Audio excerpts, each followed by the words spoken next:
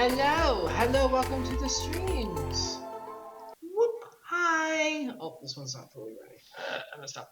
Hello, welcome to the streams, everyone. I'm Icarus, and these are the streams. Today, we will be going back into Final Fantasy XIV.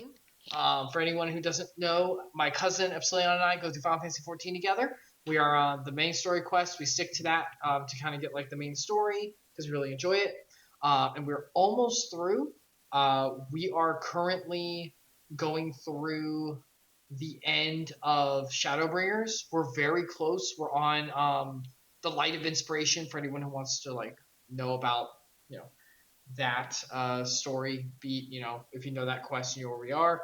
We're almost done. Please no spoilers for anything past here. We're really trying to get the story. We really do enjoy it. But we will be talking about everything before now, which is Rome Reborn, base game, Heaven's Word, first expansion, not Shadowbringers, Stormblood, second expansion, and now we're in Shadowbringers. So if you don't want to be spoiled on that, any of that stuff, I totally understand. Just maybe don't be here for this, but if you're okay with that, feel free to stick around. Just please don't spoil past there. Okay, so we made good progress last time. Let's try to do that again. Without further ado, let me bring Epsilion on and we can get started. Hold on, let me get the stuff. I gotta undeafen. Hello, you can hear me, right? Hey. Yeah, I can hear you. Let me pop everything up. There we go. let me do the system check. Yeah, system check in the words. Check. Let me do all. I hear myself. I hear you. Let me go to the mixer and turn off my audio because I might hear your game audio. There we go. I did a bunch of things. Here's a jump. There's another jump. There's a third jump. You're coming through. Hooray! Everything's good. Man, isn't it great that we don't have the issues like we did when we first started doing this? Holy crap, someone killed me. Yeah, I mean, there's definitely things you could do, but it requires you to really know what you're doing, know how every little thing works, so it's kind of annoying. Like, it's not the most, like, out-of-the-box, easy experience for people, so... The game is, streaming's not. The game, not streaming. I mean, the game's fine. Because I was referring to streaming particularly. Like, streaming can be challenging if you don't know how every little thing works, why everything works the way it does, and you gotta... Like, there's definitely things you could have done to make it easier on you because you did know how a lot of the things worked, and you could have, like, say, like, one of the things that if you were more tech-oriented, you could have wrote, like, a PowerShell script or something, one of the, like, an automated scripting tool, basically, to go through and just set all your settings the way you wanted before a stream. That way, if anything ever got changed, like whether you were like buying something new out, you didn't like it, or like you got a freaking update and it changed your hardware settings or something. Yeah. You can have a script that can go through and just set your default devices correctly for you. It could set your volumes, set the other settings too as well. Yeah. So there's little ways to make that easier on you, but man, it requires you to really know what you're doing. You kind of have to be a programmer almost to do some of that stuff. Like. Which you are! My cousin is! I am, but yeah, it's not for everyone, that's all I'm saying. Like, not every streamer is going to want to... I mean, I do feel like that's a lot of people get into software development from, like, get those little challenges. Like, that was fun doing that. I learned something. I want to do that again. Yeah. And they're like, okay, now I'm going to discover a passion. Start making my own software, start making games or something. Like, it happens. It's kind of how I got into it, but not with streaming, obviously. I didn't have streaming when I was 5 years old. Nope. The internet was barely alive while we were young. Yeah, there was dial-up back then. There was probably broadband. We didn't have broadband because, like, no one had broadband. Like, well, that was like other countries, these other countries, but also other states had it a lot more prevalently. Where we grew up, the part of Florida don't. Yeah, the part that we grew up in Florida, especially, was like not really quick to adopt it, and it was very expensive, man. It was like I mean, the amount we pay for internet now is so crazy cheap compared to how much it would cost our parents, like, and especially like considering inflation. Like, it's super cheap now. Like, we practically get it for free, honestly. Which is why, having one-to-one peer battle systems in games is really attainable and should be the, norm now. Because, back in the past, something like, Target was needed for the limitations of the medium, but now we don't have to have that. So games really should be moving away from it and not doing it anymore unless you're making a strategy game. And in that sense, you should make it a strategy game fully and make it a strategy game for because it's a strategy game. Yeah. And if you're gonna make it action, make it an action game. Yeah. And stop fucking doing this hybrid bullshit. Oh, Icarus, you just gave me like the most excited thought. Why not just go both ways all the way? Let's make a Kingdom Hearts-esque action RPG that's multiplayer, and everyone can just get on and like see 15,000 colors fly around the screen. No one knows what's actually happening, right? We can have that game, and that would make you super happy for sure. And then the other game they could make that I would really love is if they just did a tactics game, a Final Fantasy tactics game that was multiplayer and it was all turn-based. And so I don't care if it's tab target. It's not that anymore technically. It would no, it's not. No, it's not. Yeah, it's a strategy game at that point. Yeah, I want that. That's I want that so bad. Yeah, like give me that. Oh, if you want that, there's a game coming out by Vanilla. It's not multiplayer. I think it's single. But it's coming out for people. Vanilla, the ones who made Odin Sphere and Dragon's Crown. All that. Yeah, a new one's coming out. It's strategy. Like it's full strategy game. That's why I was if it's a good battle system, a good like. It's so weird to say that it's not the battle system itself. It's the interaction. Like how does the player control the units? If it's good, if it's like Tactics Advanced or like Final Fantasy Tactics Ogre, whatever, one of those, like the whatever they're called. I don't remember all the other ones now. If it's like one of those systems, I might consider it. There was a game I had on PC. I honestly don't know where I got it. It might have been like a friend gave it to me, or I could have pirated it. I have no idea. It was so long ago. Like I was probably like 11, 12 maybe. But it was a turn-based game. It was very similar to Tactics. I cannot find it. It was like it had this cool, like the wizards used the Chinese 5 elements for their magic. That's cool. The spells were aligned to one of those, and so there was like a Pokemon elemental, like there were two triangles basically within the 5 elements that like did like the rock paper scissors thing. So wait, 2 triangles. 3 triangles. Whatever. 2 triangles, which is 3 and 3 within the 5 elements. Something doesn't add up. So like you know how you draw like a star. Yeah, but that's 6 elements. Wait.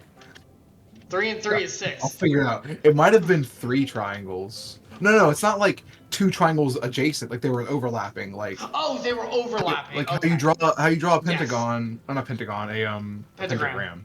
Yeah, how you draw a pentagram. How it's actually when you look at its multiple triangles together, it was like that. Yeah, it's like that's how you That's how you just. It's kind of like Magic the Gathering does the same thing. It's 5 elements. It has like a balancing point where like white is good against green and black, but not. Or no, blue and black. Whatever. I remember. It's probably both technically. Never mind.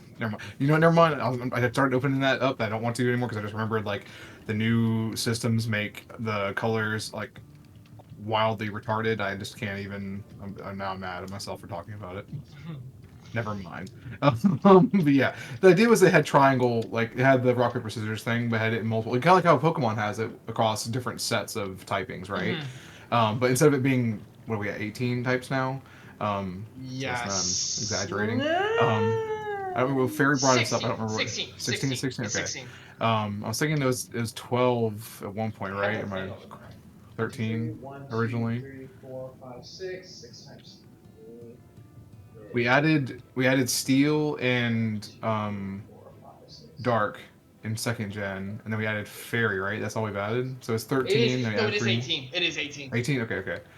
I was thinking it was 15 originally. I was looking at Daedalus' cheat sheet that's hanging on the. Yeah, so it's 15 types originally, and they added 2 more in 2nd gen, and then they added the fairy to balance out for a dragon. Yeah. So 18 types, and you have a couple triangles around. If you look through it, there's a couple of weakness strength triangles. There's a few of them. Okay. A couple. But that same idea applied to that game, and it was like, there were like characters who were melee oriented, but they'd have elemental alignments for some of their moves, like certain special abilities, like. Most of the like melee guys had metal alignment because metal is a weapon they're using as metal, right? It made sense. But like sometimes it'd be like, oh, I'm moving so fast it becomes heat, or like, oh, I'm I don't know how they justified. Like they had like one was like I think they like, used wind and like generated lightning or something. My blade is so cold that it is ice. The flowing of water. Ice isn't really an element in Chinese elements, but that's not switching to water. Yeah. It was water. Like, yeah, I was like, I flow free like water, so like they could dodge or something with like while they're attacking was a special thing. Like, it had little things like that. It was really cool how the systems worked, and it was played very similarly to Tactics Advance, except for instead of it being isometric grid, it was like a hexagonal grid system, Mhm. and it was so fun. Like, I remember playing that for like hours and hours, and I don't know where I got it from. Don't know how I had it anymore. Like, I've Do you know forgotten its now. It's been so name? long. Nope. Because it was like it was still the Chinese name of the company that made it originally. Like, they Oh never yeah, they yeah, no, like that's it was. I honestly think it might have been like an unofficial release. Like, some fan dubbed it, and I had the English dub for it. Like, they redid like the text pack or whatever, so it was all in English, and redid the scripting, so it was all in English. But I can't find it, dude. I have no I idea. mean, I've yeah, tried not at finding this games point. similar to it. It's not on Steam. I tell you that much. Like, it never got No. brought. It's that old. It was so small. I really wish whoever company made it, if they still exist, or someone bought the rights to it, would republish it, like do a remake, and release it internationally. I mean, it'd be fun as a phone game, honestly. I wouldn't care if they did it like that because it's turn based, so you don't have to have high speed as long as they can show the information on the screen. Anyway, Mhm. but yeah, You know what I got reminded of that was from my past recently because it was on my YouTube feed.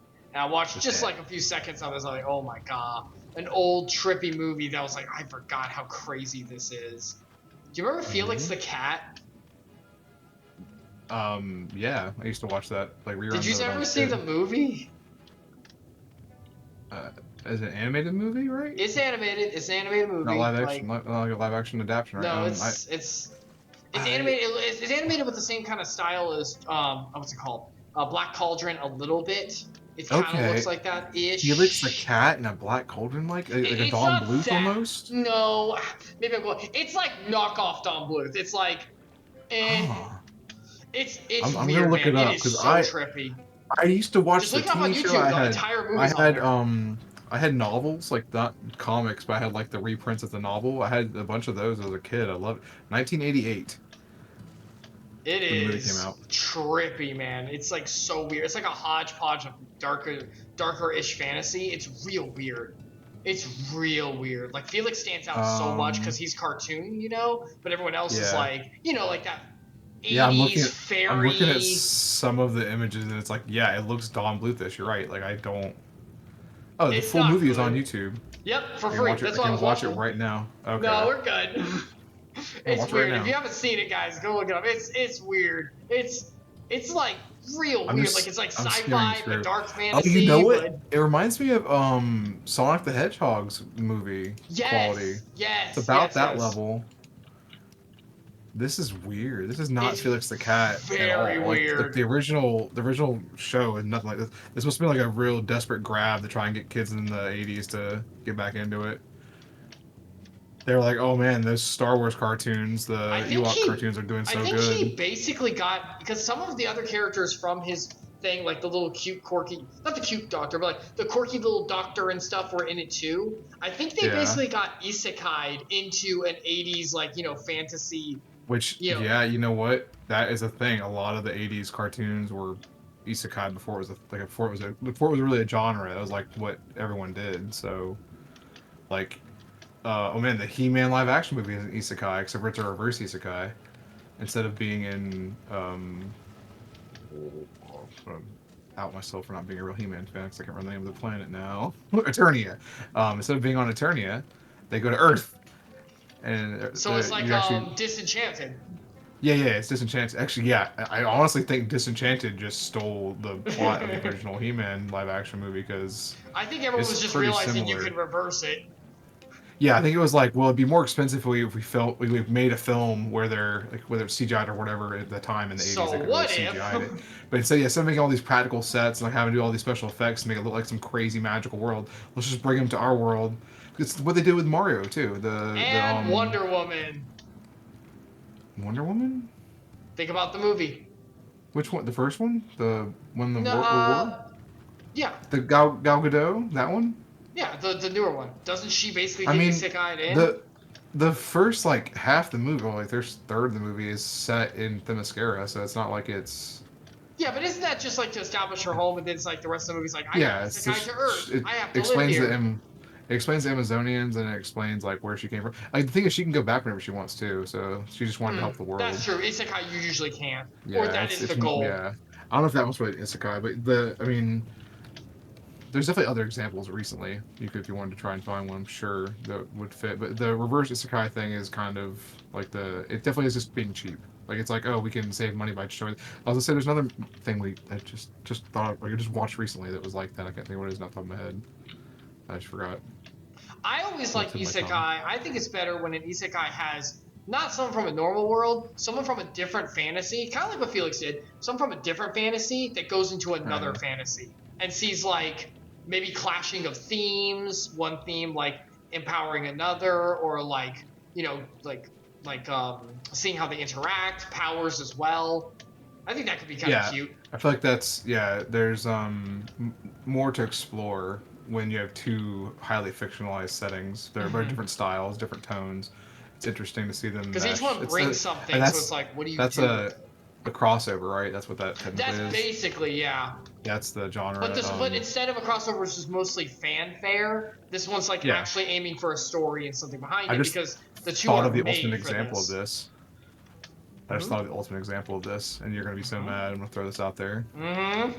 The Jimmy Timmy Power Hour. I hate you so much. But is that not exactly what you're talking about? It kinda is. And they did it where they did it like 3 times, and every time, I don't remember the third one, but I remember the first 2 and vaguely. Like I remember enjoying them. I don't remember them in detail. But I remember like watching them, be like, "This was fun. Like they did a good job on this. Like I don't hate it."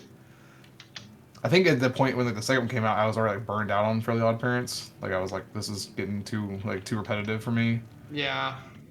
I was more interested in watching. Did you know that Butch Hartman, the guy who made Danny Phantom and Fairly Odd Parents, also made or was involved with Rugrats? I didn't know that. Yeah. I did not know that. Yeah. Did he make it? I think he was. Or was he involved? I think he was a concept artist on it, wasn't he? I'm not sure. I learned about it recently, so I'm not sure. I didn't really watch Rugrats when I was walking. I loved Rugrats too. That was one of my like. I don't know why I liked it so much, but I remember really enjoying watching that when I was little. Like when I was like 6 or something. You know, I really enjoyed it at that age. I don't like. I could probably watch it now for the nostalgia. I do remember. I still quote things a lot. I quote. There's an episode where they take them to see Reptar on Ice. The parents take the kids to go see it. And I can like by heart sing the songs that Reptar sings when he's on ice. Aww. And I will like literally quote them, and my wife is just like, what is that? What are you doing? Probably gonna go to Department's IMDb, sorry. Does IMDb show stuff you've created? I thought it was just for like acting. No, it has everything. They have writing, producing. I don't know if they have art credits, but they probably have some kind of credit for them, I would assume. Oh my gosh, Tough Puppy. Do you remember that show? Ugh. I have. That had 5 years. 5 years, 44 episodes total. I did not realize it ran that long. I did not know that either. That must have been after I was like done. Yeah, probably. Okay, so he was a writer on Johnny Bravo. Oh, I didn't know that. Wow. He was a writer. He was a writer on Jimmy Neutron. He wrote the See Jimmy Run segment on one episode in 2002, apparently. It's interesting. They gave him credit for that. Where is this Rugrats credited? Why is it not? It's not chronological for some reason? Or, oh, wait, did Rugrats get like a really long runtime? So it's going to be like way at the end, even though it started super early. I hate that on IMDb. Oh, no, I'm just looking only at writing, so it's not where he was a writer. I need to see... So it is a different category. Animation department. There we go. Okay. He worked on Tiny Toon Adventures. He worked on Tom and Jerry Kids. Oh, I remember that show. He worked on Scooby-Doo and Arabian Nights. He was character designer for it. He worked on Toy Story, my dude. He was a character designer on Toy Story. He worked on Dexter. He did backgrounds and layouts. He worked on Cat Dog character designs. Character layouts, excuse me.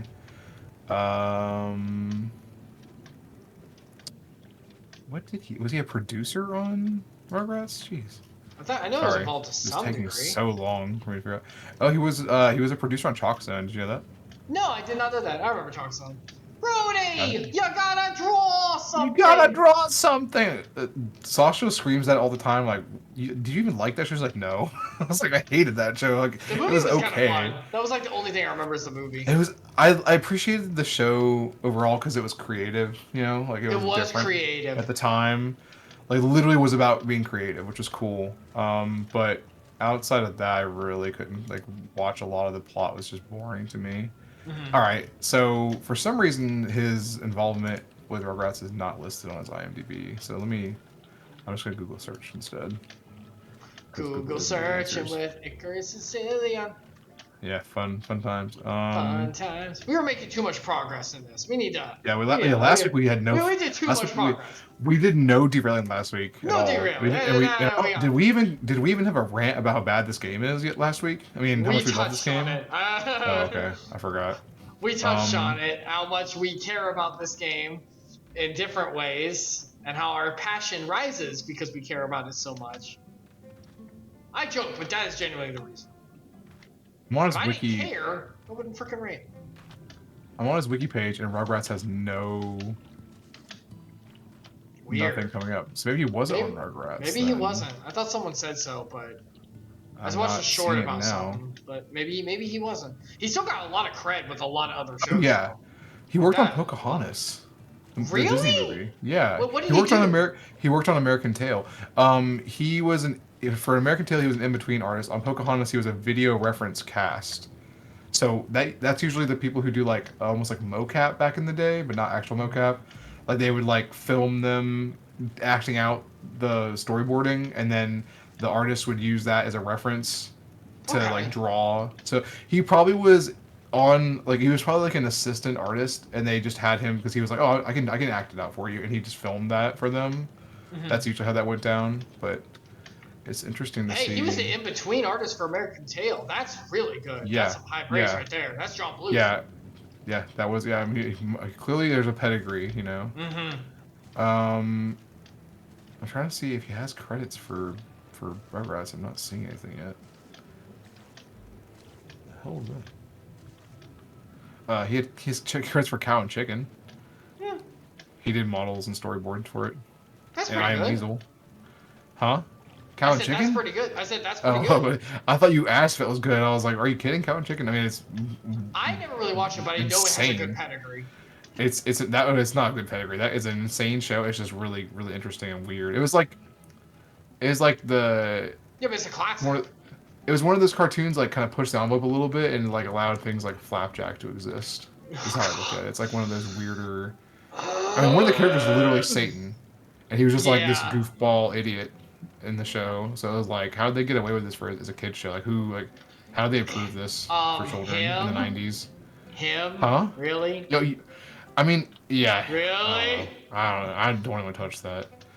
I'm sure there's too much cancel potential for me talking anything about that character. Yeah, I don't see Rugrats, bro. I don't know. Huh. Well, he has a big pedigree anyway. He definitely, he has, he's got history, like tons of stuff. Like he's involved in tons of, before he got good cartoons, like the ones that are really recognizable, like these are like classics. He was in a ton of stuff that was animated versions of live action sitcoms. He's got Punky Brewster. He's got Growing Pains, Police Academy, which is not a sitcom, it was a movie series. Yeah, they had an animated cartoon for a little bit. You know, in the 80s and 90s, everything got an animated cartoon for kids. Oh yeah, that's right. I forgot. The Ghostbusters. Even if it was not a kid movie. I mean, Teenage Mutant Ninja Turtles the cartoon made it for kids. The comics was not for kids at all. It was very violent and dangerous. Like, there's no way they would want kids to watch that. Hence what their weapons are. That makes sense. Yeah. Freaking Psy, Shredder having literal blades. Yeah. Like, how are you gonna do fighting with that? But in the cartoon, they just made them fight them like Mausers and stuff, robots. They never fought. Yep. Like the Foot Clan never got like attacked by anybody with a bladed weapon. They might got hit with like a blunt weapon. Yeah, or the robots eventually. Yeah, that was what they're like. They basically just curtailed any kind of real violence. It's the same thing they did with Star Wars, where it's like, oh, we can't show Jedi. It's the one little Karibo quote for Evil Merrick for the part where he like rips apart the like robotic things that are attacking on the ship. Yes, robotic violence allowed always in children's shows as long as there's grease and metal flying. Yeah. Basically saying like I'm allowed to rip this thing as much as I want and freaking be as visceral as possible because it's not flesh. Heavily analog to be something flesh based. Like oil wouldn't spray out in most situations like that, but they make it blood for no reason just because it's obviously meant to be blood. Yeah, man. I don't know what those people were thinking when they allowed that. Because when the robot overlords take over, what are we gonna do? We have all this history of us being like, we taught our children to be violent against robots. They freaking bring up like, the old shows. We didn't know better. What is this? We never anticipated the uprising. We had no idea what happened. We didn't know. We were ignorant. You fools. Okay, you ready to play this dang game? Yeah, I guess. And by play, I mean read some dialogue. Yeah, yes. Let's get the movie started. The good part of the game. It's gonna be like an hour and a half long movie, right? Oh god. All right, you're him. You did the fishman talk. Yeah. Happiness, friend. You and your companions have done much to repair the damage caused when the rotters parted. We caused it, but okay. Anything else you can do? Hmm? We need to ingratiate further. Have you been to the wilds of the Forgotten? I think I've just come from them. It does not matter. I'm choosing the first. Yeah, it'll be the same dialogue. It does not matter. It will be the same dialogue. The remnants to the northwest, yes. I just did the top one too, so I don't know if it's Me too. I didn't care at this point. You visited them? Oh, I was on Yoda, sorry. You visited them on Biden? Bidden. Unbidden. No, on Biden, the president. Like he didn't permit it. Shut up. Sorry. So, you visited them unbidden? Could it be that your footsteps were guided by the ancients? Yeah, sure. Yep, whatever gets me in faster. I believe maybe so. Listen then, and I will tell you of our plans to bring light to the world, that we might enter the shining call of the illuminated land. We have requested a finless craftsman to shape for us a sacred lamp. He is odd for a land dweller, choosing as he goes to live in the ocean, but his skill is beyond question. It is concerning, however, that we have heard nothing of his progress. If you were to visit this artisan and return with our long-awaited light, then any doubt as to your purpose... Purposy? I think it's purpose. I think you're good. It's just elongated S. I'm pretty sure pose with the two S's is a different word from... Anyway, it's confusing. Will be laid to rest. His name is Grenold. You will find his workshop in a metal structure to the south. Great, let's go do the thing. Let's go to the south. Hooray! Moving right along. Man, I would hate to live here. Look how steep this hill you have to go up and down is. Well, usually there's water, they just swim. Oh, that's true. You're smart, I forgot. I'm smart when it comes to story narrative beats, real life. I've never been here when it was wet, so I didn't think about it. Remember Epsilion? Under the sea, under the sea. Those guys look cool. Like, yeah, winged octopus. That's cool. Too bad they play no part in the gameplay at all, and you just walk by them. Yay, open world. It gives so much. Ooh. I just thought wait. You have to go in through the front. Yeah, you're right. I was gonna say we should do you know that. Wait, that was actually a door. I didn't think it was a real door for a second. Me too. Now this reminds me of Bioshock. Yeah, this is very Bioshock now. Oh yeah, he needs to live down here. He's an air breather. Air breather. Mouth breather. You know you know that song, the one that had the Toad cover that I showed you guys. Yes. The one in the background. Not good song that is a little much. Yeah, the music video is the real one is very risque and the lyrics are very risque. Oh yeah, I mean all of that our songs are like that most. I mean, most of them have some part that's like that. There's a couple songs that are pretty clean, but for the most part she does that a lot. But yeah, there's a part in one of the lyrics, so everyone's gonna know what song it is now. one of the parts of it is that they say "walk on by," and when you said that, I thought of that song. You should do a Final Fantasy 14 parody about not Just fighting walk on monsters. by. Yeah, and then when you do fight them, you paint the town reds. It works. Oh my god. Sorry. Yeah, I mean that would work. Yeah, it could be a good parody. I don't care, Me or man. you, I don't me. care. Do you want to do old blacksmith, dude? I You got guess a I voice? can. Is You that got what a he? voice? Is that what he is? What does he look like? Let me zoom in. Let me get a good look at this guy. He's like a chiseled old man. It looks like Sephiroth. What are you Well, talking he looks about? like Geralt or something like that. Oh yeah, Geralt. That's why I say Geralt. Do you know the Witcher's voice? Can you do the Witcher's voice? Henry Cavill? No. Can you do the game voice? It's kind of similar, actually. I haven't tried it.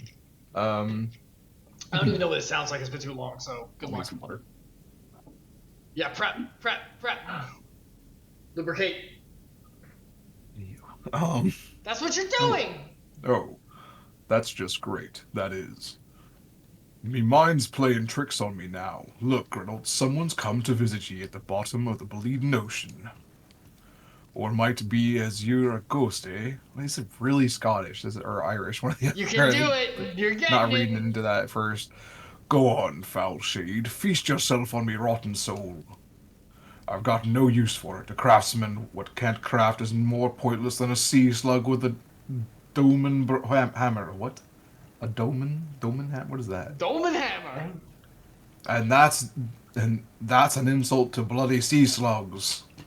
Geralt appears to be suffering from a crushing self-cloud of self-doubt. Yay! Time to do my job off hours. Maybe you can help psych him up. I'm a therapist. Yeah, I think because you were a healer.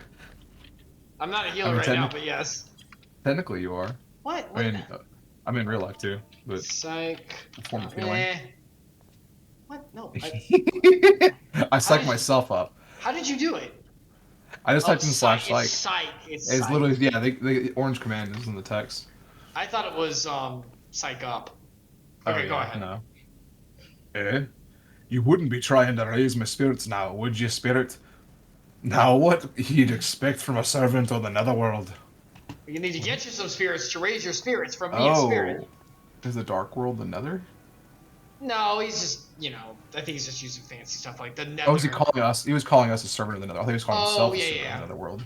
My bad. I misread that. Hello? That's an interesting scar. Oh, his face is damaged. Has it really come to this? What do you mean, has it really come to this? Are we supposed to recognize him?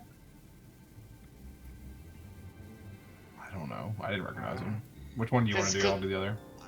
I don't know. The second one is what I'm genuinely wondering. If you feel the second, go for the second one. I'll read the first one then. Sure. Has it really come to this? Because I don't recognize you. What did yours say? Is it different? Might we cross paths back into Crystarium, but I don't recognize who's going to be introduced. Mine says, "What's that supposed to mean? Not impressed with what you see, lad?" Weird. And the next line is, Name's Grenold. Oh no, yours is different. Okay, go ahead and read yours. Name's Grenold, and this here is meant to be me waterway sanctuary. A place where I can give myself over to me work, far from distractions of the outside world. Okay, so it kind of met up. Mine is, okay. I may have let myself go a bit. This was meant to be me underwater sanctuary, a place where I could concentrate on me work, far from distractions or the outside world. And yet, here you stand.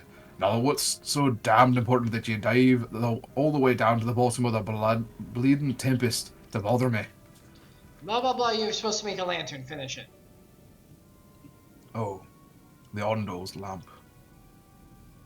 God's curse me empty head, I've not so much as made a start. I just realized what I should be doing for this voice. Look at this dude. Then change it. It's, what's his name from The Simpsons? The groundskeeper. Oh yeah, the frickin'... What's the name? I can't think of his name. Is it Scotty? I never watched The Simpsons really, but I know who you're talking about, but I don't know his name. I'm worth less than a sea slug. Nay, the slime left by a sea slug.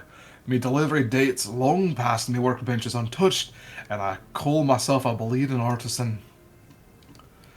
You've heard their beliefs, have ye? Bringing light to them ruins all be an act of deep religious and cultural significance.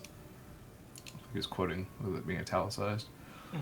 And it was my privilege as a craftsman to be tasked with providing a ritual instrument worthy of the occasion. But I just can't bloody well. The deeper we go into the dialogue, the more Scottish she becomes. Yeah, he's just Scottish. I can't. Like the text is making me do it. I know. It's just like you're getting thicker and thicker as you go. It auto. I know it auto for me too. He was whining. He whined. Yeah. There, move on. That never does that. It's really weird they do that on that one. Tell me you've got somewhat to show me. Somewhat as I'll give me a muse a right good kick up the arse. This guy is Scottish. Like there's no way around it. Yeah, he is very Scottish. Sparkles. Yondo, huh? I was like, give me something that'll kick me. No, it's like, give me something that'll kick me back here. Sparkles. No. The Ondo want to honor the coming of these ancients, so their answering lights go to blaze with the right kind of brightness. I don't know why I'm like adding weird. You do what feels right, bro. Words. I was turning him into to Ranger for a second, starting to put like ifs at the end of every word. Like the sparkle life caught in a crystal. But just being sparkle is not enough. It's got to dance with a joy and sorrow and a sense of hardship endured. You know what I mean? Your thoughts turn to Ronda Rousey and the crystal you discovered at the end of her journey. Maybe Grimlock could find inspiration in that. That's why we had to do that freaking side quest. Now we have to go see Ronda Rousey and get her crystal from the time... No, we haven't. Oh, we have it. Okay, I was we had to get it. We had to get it. I forgot.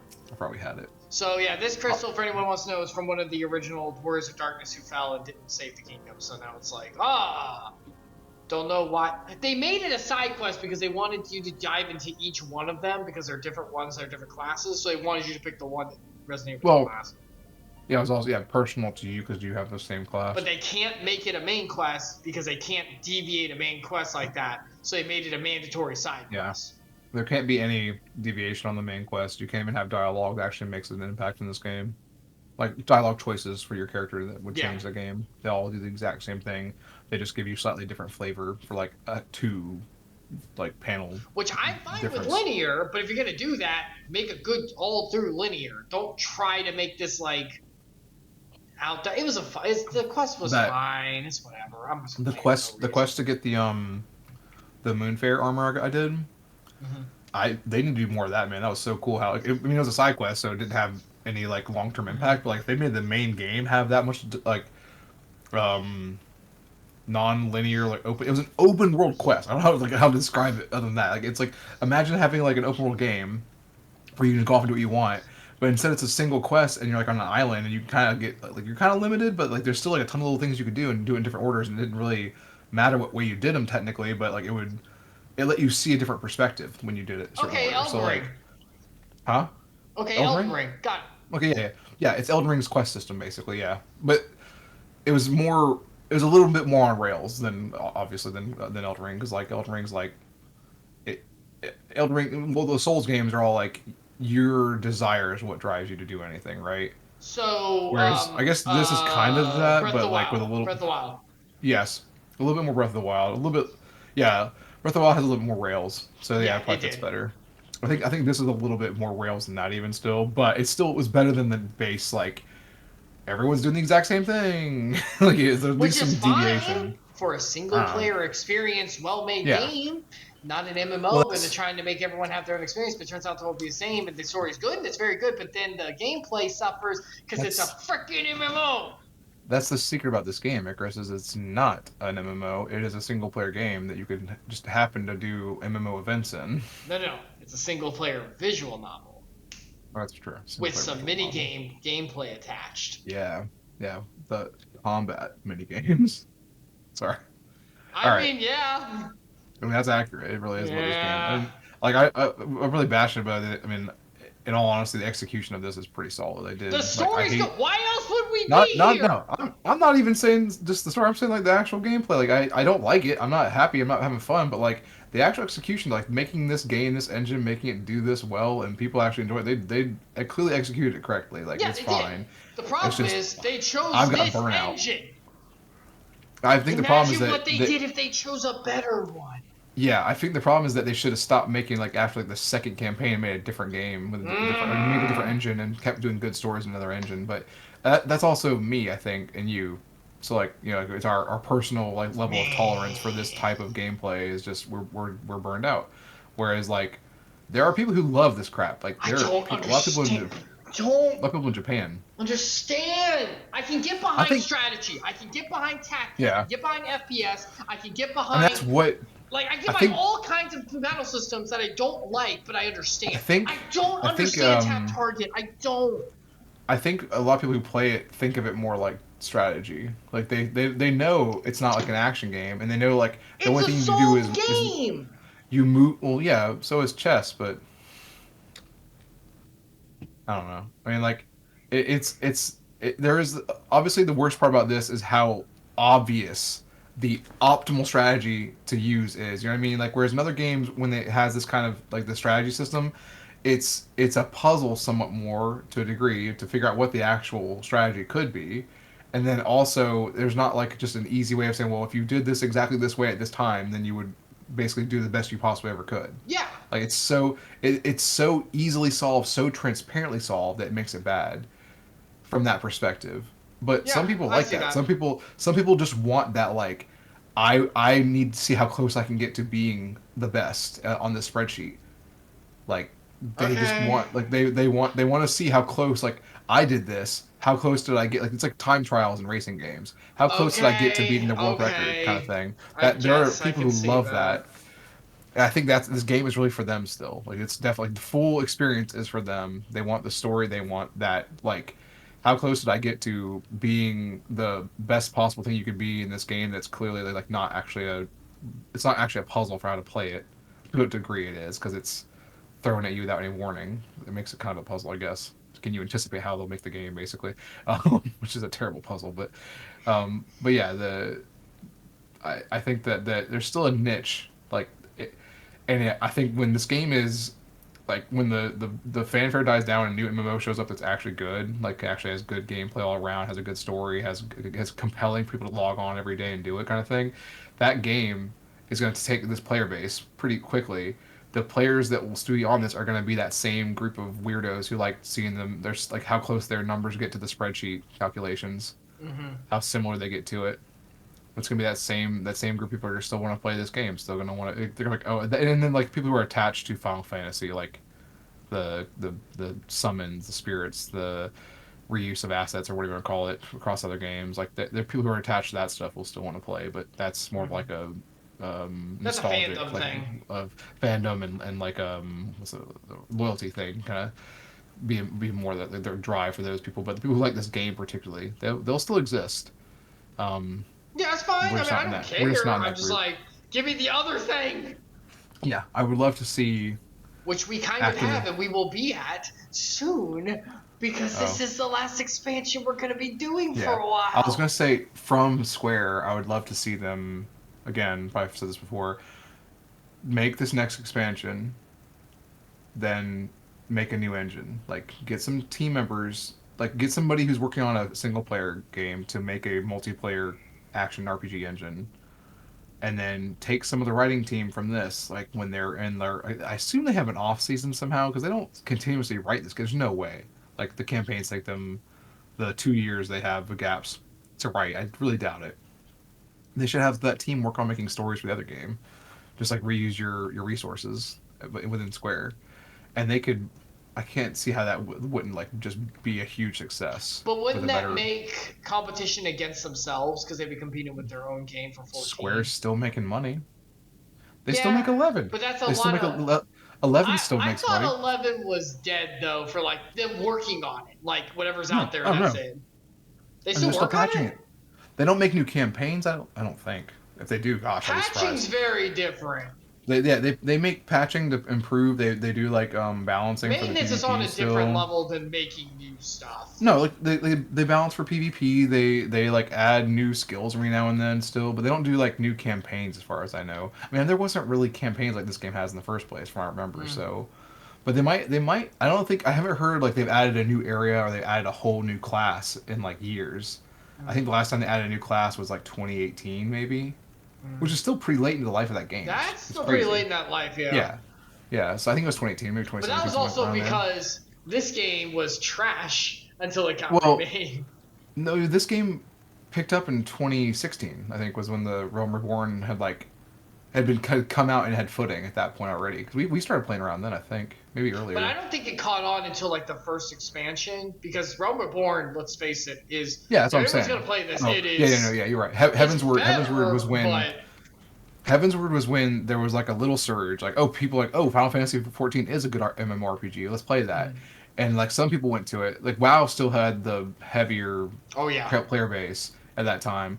It wasn't until the one we're playing now, actually, I think was when like around the change to this expansion was around when they were like, WoW sucks. Let's stop playing WoW. Like WoW Classic came out, people were like, I'm gonna go play WoW Classic because I want the nostalgic experience. And other people were like, I want something new and better. And they switched it, and that's when like all the streamers started playing this. Like everyone, there was like a mass exodus from WoW to this basically, and that was like Square was like doing the Scrooge McDuck dive into the coin vault. You know, like the whole company was like so excited. But yeah, I mean, even with them, if they make another game that competes with themselves, they still get the pie. They don't care. They're not gonna like. Yeah, they move resources, but they have resources who want to work on different things anyway.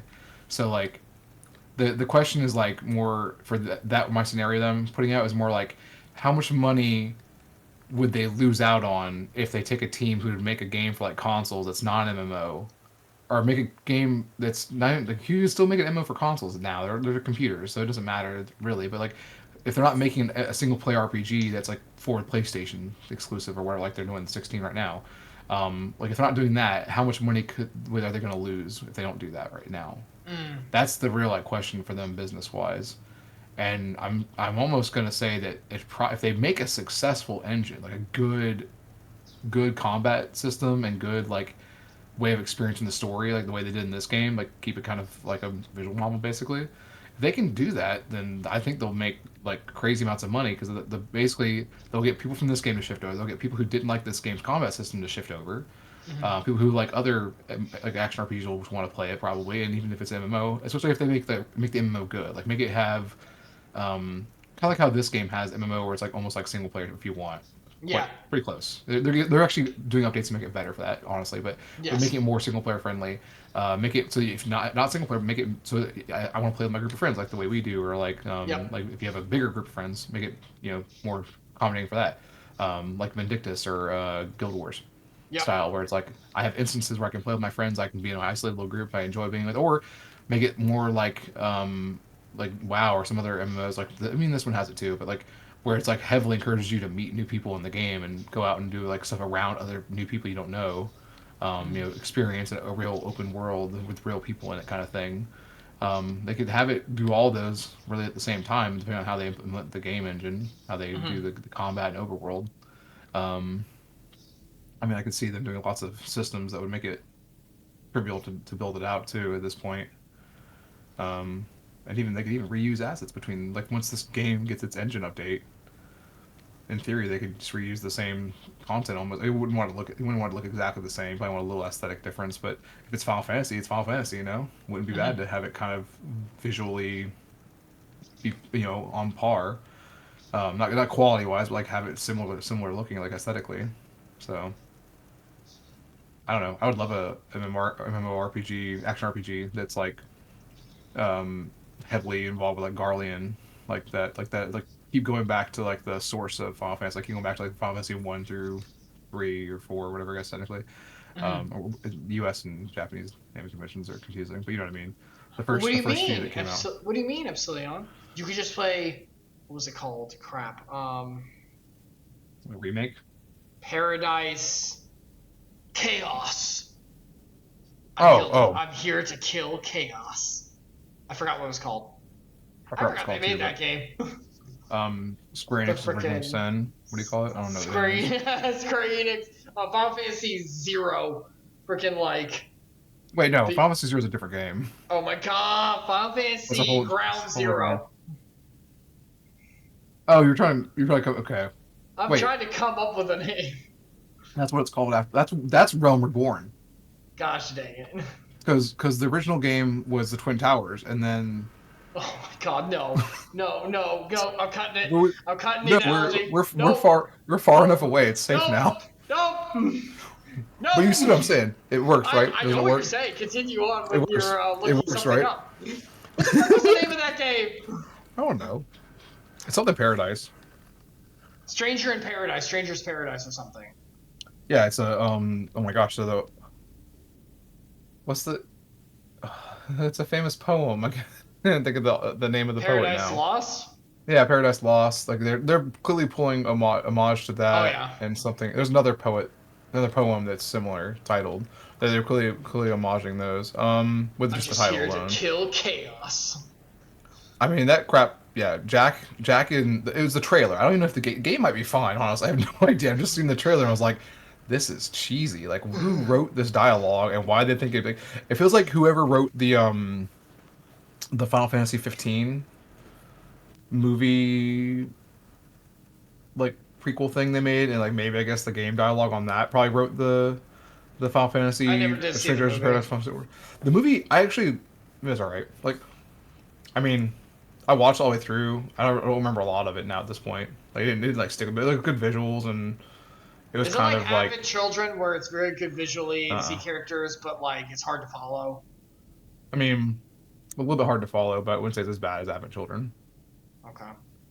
It's not as it doesn't have like the nostalgia. Like, you know how Advent Children had that weird like I know these things. I know how they should look. Oh my gosh, they made it look even more real than I thought they possibly could. Remember how it had that kind of crazy like high quality thing?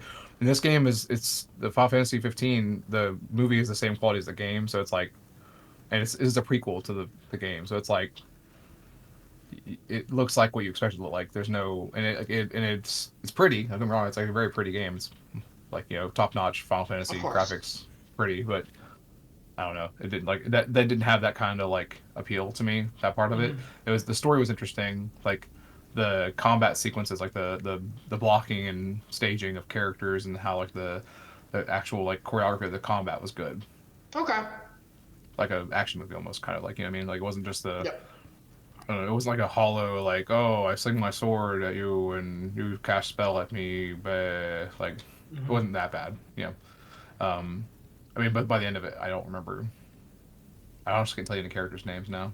They were only in that, not in the in the game itself. There's quite a few that do end up in the game, obviously, but there were some that were like, there's some spoilers, but they're not in the game. So, Okay. Well, I don't want to say why they're not, but yeah. All right, you want to read more Scottish accent? Sure. I'll let the Ondo down, eh? But more than I've let myself down. Might as well go back to the mending kettles. All right, so here, take this, feel better. Show a crystal which once belonged to one of Ardbert's companions. Oh, they didn't even give it custom dialogue for when it. Of course based not, on your because class. you can choose any of them. But they can see what class we are. Nope, that takes extra work. Slap it on. Oh be done. wait, actually, yeah, I know it because you can change class. Because you could have gotten one for White Mage, and you could be White Mage right now. Yep. But you could also switch. Yeah, never mind. They did the right thing. I'm stupid. They still could have written in what the crystal was. No, don't give them that. Yeah, They had to could have make the said crystal Ronda unique. Rousey. They could have written the words. Yeah, because the dialogue did say thinking back to Ronda Rousey, so that's true. They could have. They just got lazy for the last part because all of this was just streamlined past that one dialogue choice. It doesn't matter. Whatever. Move on. What's that you've got there? Such striking beauty. It shines with heartache and laughter at the transience of life, like the turmoil of history made manifest. Okay. Aye, I can see the brilliance of the crystal's legacy. Ah, you'd never capture such a gleam, not if you laboured 100 years. But bugger me if I don't mean to try. Where are my tools, gods damn ye? I must set to work before the feeling fades. Give me my tools, I'm in! An artist gripped by the muse. Ha Oh, not good. Hope it's not Leon Shead. Leon Shead. I can't remember how to pronounce it. Freaking be careful and drain your life force for inspiration. Oh, Mythological creature the Irish fairy that pretends to be a muse. Yes. Well, she is a muse. She does grant the That's music, true. but she does take the price of like. A lot of the times she doesn't even want to. Did you It's watch? just like Did you based watch upon like the nature. Did you watch anime Grand Archmagus? Yeah, Magus that right? Bride. Yeah, I know she's Magus in there. Bride. Yeah, yeah. I knew it from Yeah, there's Persona. Early the one that summon made level the. 23, freaking get most of the elements, very Oh, high magic I was base. thinking the one that made the guy grow the rose bushes. It was really Yep. pretty. It was very, Yeah. very awesome. That was a very sweet story. I know from Persona first, but I yes. think you I love that also- one. That's probably one of your favorite episodes. I bet. She was pretty, but also it was very sad. Oh, I mean that. I just meant like the story. Probably like that one. She It was made also me pretty. kind of feel. Oh, this is too many feelings for me. I don't want this. Let's go back to like I mean, watching like. that's not serious. Actually, you know what? My favorite. No. The best part of that series was when she was just in the Dragon Valley playing with the baby dragons. It was so cute. Like that wasn't like feelings. That was just like fun. That Yeah, has but it's feels different of kind like of feel. It's not feels that make me joy. feel. It's not feels of hurt though. I want feels Oh, okay. of like I like the idea of playing with basically puppies. Like that's much better feels. Let's have those feels. Let's only have happiness. Yay! Human condition. Yay! Yeah. I don't need sorrow. Screw that. Nah. All right. Growth? Growth through hardship? Nah. I'm already too big. I don't need to grow anymore. But your heart, can- Epsilion, your heart. It's can it's grow. the doctor told me it's way too enlarged already. Oh I my don't need to do anything for that. Oh, we need to Scrooge you then. We need to make it shrink. You gotta Yeah, go reverse- Grinch. You gotta go reverse early Grinch. Grinch. Reverse Grinch me. Freaking I can feel it. A vision forming in my mind. Step aside, lad, and let me itching hands get to work. Hooray! Get to work. Do the thing. Definitely choked on the K at the end of that work. It's pretty bad. Work is spelled Insert with noises so we don't have to show anything. That's just the smithing noises. When you do the smithing job, it sounds just like and that. how hard would it have been to include a little cutscene of him doing? Just move on. We gotta get out of this game. We have to get out of this game. I'm in a spiral. They have us hand things to people, and it's just an empty hand. Please. Like, what do you want We them need to to get through animate? this. We have to get through this. I can't. I'm gonna pick items. There's only so much budget for the animations. There's only so many cinematics they can do, man. Especially when they spend most of it on sweeping crane shots for no reason, even though it's not real cranes in this. But anyway. And done. I've taken the wonders that Crystal showed me, and channeled them into a new shape, which befits the Ondo's spiritual character. Behold. Behold. It's a stupid tree. Oh wait, it's Christmas time. tree. Perfect. Yeah. Yeah, it's perfect. Not a bad job if I do say so myself. How the frick am I supposed to carry this? And to think, I was this close to hanging up my hammer after studying the craft of them ancients. I've been across the length and breadth of Novarant and gobbled up every scrap of craft and wisdom what I could find. But no matter what technique I tried, my work was just no comparison. I couldn't even figure out how they put them damn buildings together. A mystery for the ages. That's what drew me here in the first place. I built my workshop, got the forges burning, then lost my bleeding will to craft. Thank the gods for that crystal of yours, or I might never have gotten it back. I won't pry into your business, but I reckon your little miracle there has been through the kind of journey that sing songs about. They sing songs about, sorry. The echoes of the memory it holds just speak directly to your heart. How does he know we have the echo? I think it was referring metaphorically, but No, yes. it was not it wasn't literally the echoes, but it's funny that the naming convention is so perfect for it. Not funny, it's actually clever, I should say. They did a good job on it. It's good writing, which this game has. And move on. I wasn't trying to trigger you, sorry. I was just trying to appreciate the game a little bit. I know. That shouldn't be triggering.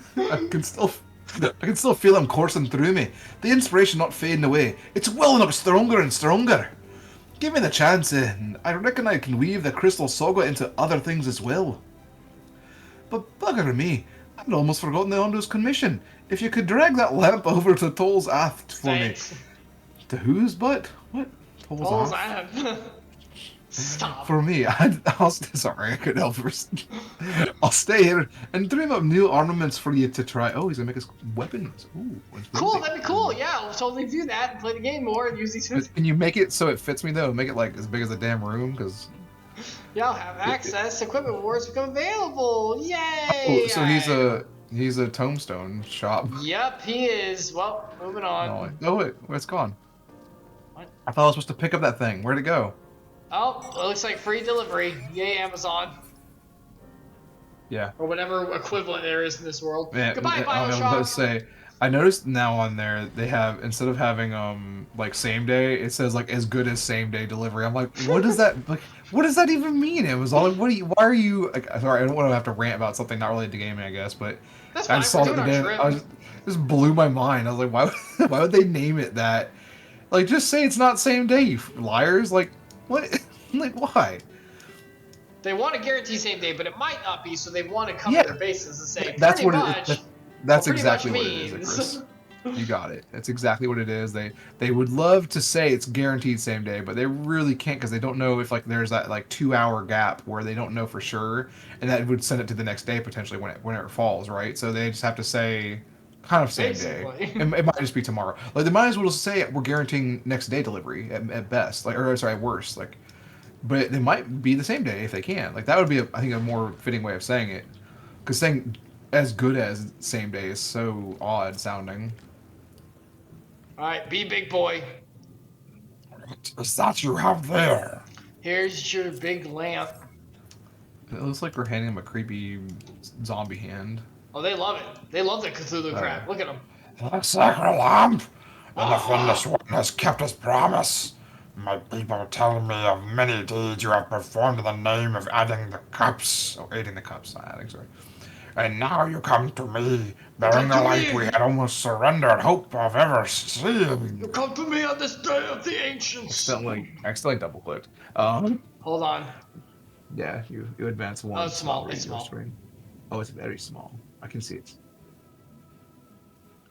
It's taking a little while. I'm a little delayed, I think. Okay. We can doubt your purity no longer. Your arrival was the will of the ancients. I should have. While you were waiting, I should have covered up part of the words. Like, You could have. read through. I saw you moving the mouse, but I probably would have been able to read it. I was trying to do story time, but I remembered you're way behind, so I was like, oh crap, it's not gonna work. Give me a bouncing cursor to go along with singing together. Yes, the time for fear is past. We shall take the lamp and unveil its austere illumination upon the walls of the forgotten. Gather there with your companions and we shall speak. Oh, that was not how that word was supposed to go. That was good. Again, once our prayers have been offered. Why do they have like snakes slurring S's? It doesn't work with bubble voice. Like why they would do that? It's different. Clearly, they wrote it without thinking about how someone would pronounce it. It is a Christmas tree. This is just a freaking Christmas tree. Oh, stewards of the Ondo. Oh, well, that's his voice. We offer up our light. They sound like snakes. Yeah, so I guess the S's were appropriate. I want bubble voice though, because they look like fish That people. crystal you showed the auction. They should sound like Murlocs from WoW. Oh, hey, Arbart. Was it? Did it belong to one of my friends? Yes, we. By the way, I don't know if you were there for that. We killed one of your friends. Their S's. So you know. We're just borrowing it. It's okay. About that. We did release her from hell. I mean, you know what I mean? Kind of. Missed that part, did you?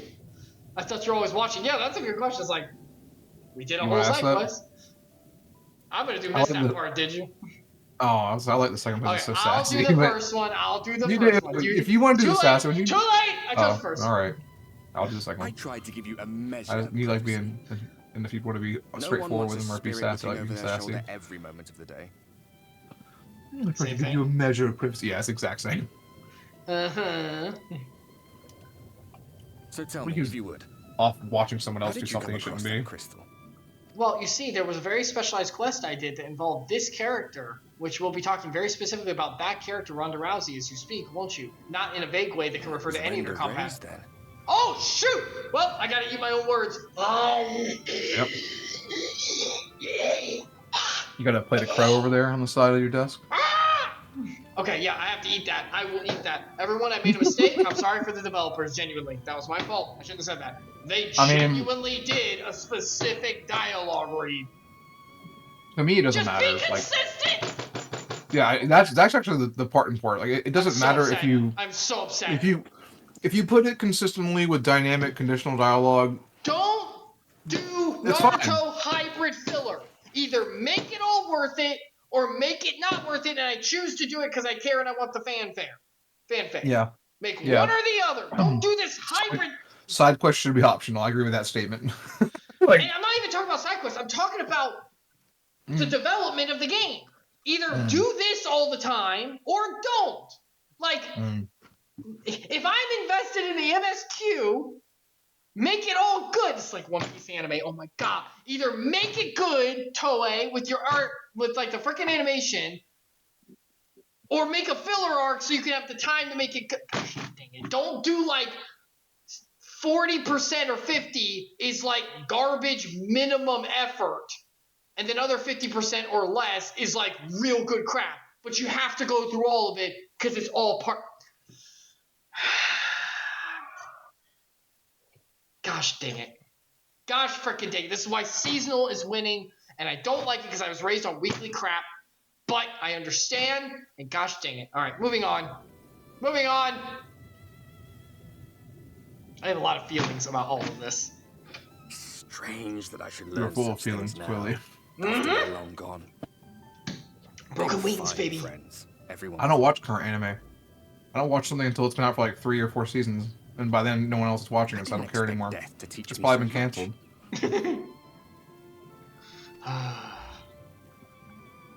Except for One About Piece, them, it'll never be about canceled. Seto, about you, about the hope that hides at I the don't actually heart of watch this One Piece, world. but I thought when I said that. I've never been one for idle chit-chat, but if by some Oh, but you miracle are. I could see them all again, I doubt I would ever stop talking. No, you don't do it. Don't worry, that's happening anyway. I'll wait till you get to that dialogue part. You know what I'm talking about. Oh, the idle chit chat. I would never stop talking, actually. Don't worry, this game does that anyway. Oh, God, I couldn't imagine what that would look like.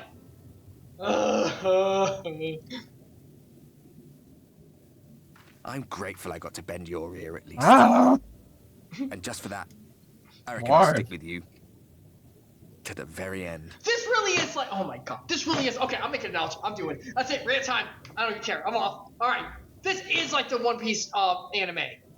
Like, the good parts are so good and adapted perfectly and have good nuance to them and look beautiful and are well done. But they slog the rest out with overbearing dialogue and long panning shots that you have to go through to make it a journey and to save pay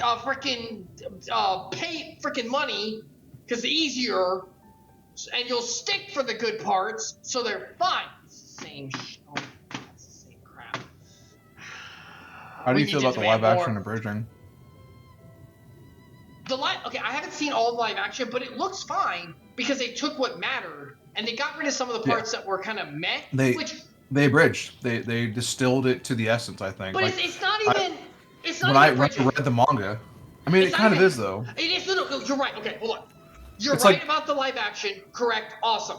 But it's not. It's even abridging about that. like Dragon Ball Kai is for Dragon Ball Z. Yes. It's abridging that same style. Here's the thing, though. It's not even about bridging. Though, yes, that's good. That's fine. They did great. Cool. It's not even that, though. The manga sticks to a really good pace. And Toei elongates out because, yes, the manga's actually good pace for what it is. It's fine pace. There's some stuff that's annoying, but... I feel like that's why I stopped reading it, because I got to a point where I was like, look, nothing is happening. Like, okay, I've read the last, 20 chapters, and I feel like nothing happened. Look, That's exaggeration. Usopp's Island sucks, alright? Syrup Island sucks, alright? That's just, I'm sorry, that arc's not great, but it's fast, you move through it. But, the rest of it's fine pace. The issue is... the freaking anime adds so much. It's not even filler. It's panning shots, and they string out dialogue for people to have every say on what's going on because that's more time, and it's more investment in what's going on. Just like this shit. There's so much. Are they trying to stretch it so that they don't have to It's padding journey to make the journey longer, so it's still there and you're still in it. Are they doing that? Worthless. Are they doing that for like a feeling, like they want you to feel like a certain way when you're watching it, or is it they're doing that so that they don't have to worry about catching up to the manga? That's the problem. It's the same with this game. They're doing it for 2 reasons. You could say it's to elongate the journey to really get you in there. No, you don't need that much. You need some. You don't need that much. They do it for 2 reasons. One, it elongates it so that you have more time to put out the new stuff. Because when you have an event start, it's okay. Like this Fish Town, right? We got to Fish Town. We could have done this in like, oh my god, like a quest, right? And much more condensed stuff happening. But I'm in Fish Town. Okay, so this grants us 5 quests of time. We can elongate the stuff to make it 5 quests. Okay, now you're in the next town. 5 quests. What could be 1 is this, which grants them more time and more content.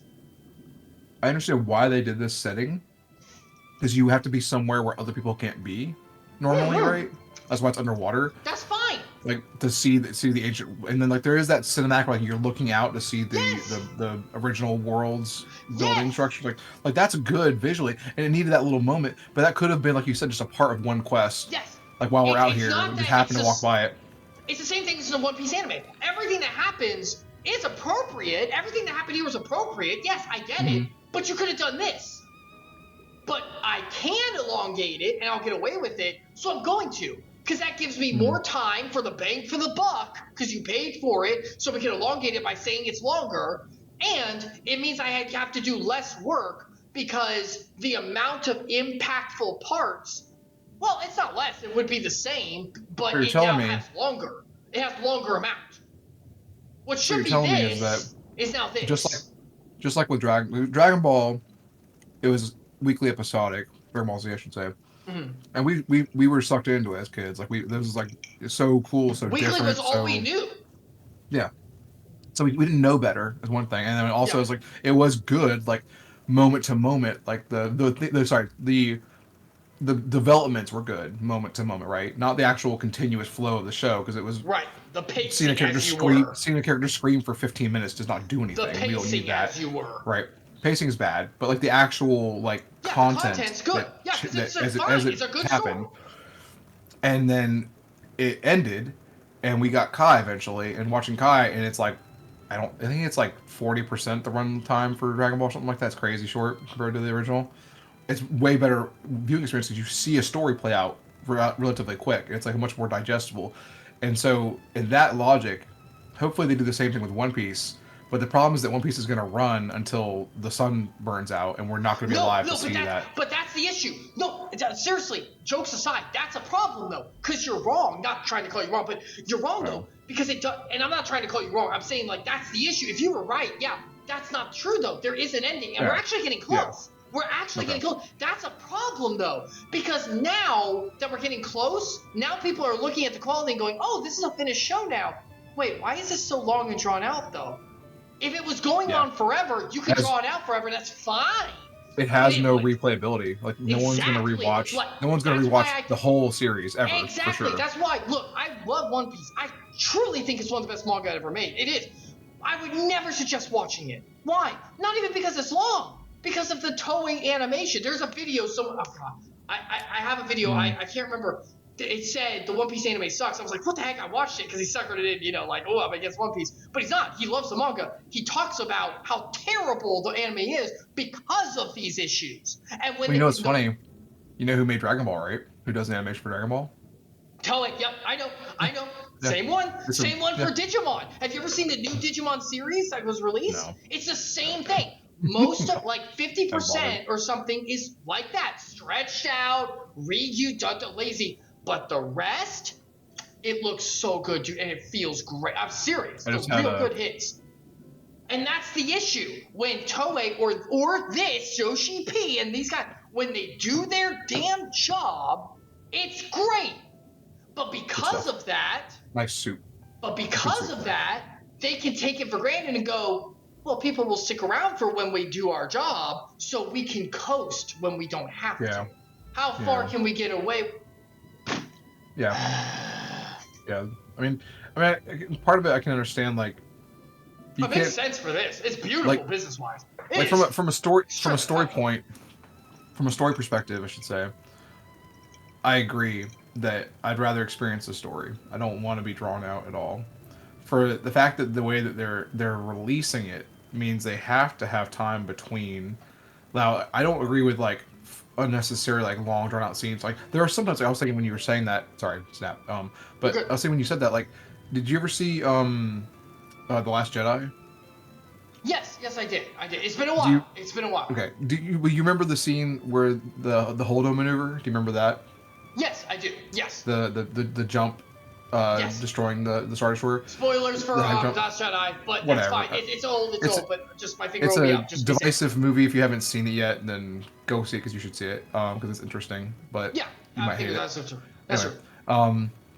that's a good reason to go see it. That scene particularly, actually, because it's really interesting. I won't give the details of how it happens or why it happens, but that scene is really interesting because you get this real quick movement, a sudden kind of slowdown, almost a pause, real close Yep. to a pause. The movie, the audio goes totally silent, and all you can do is absorb this very interesting visual, right? Yes. That is a great use of the Yes. slowdown. That's what you should do if there's something we need to process, something we need to take in, something that is high gravitas, high weight, right? Yes. You need those moments.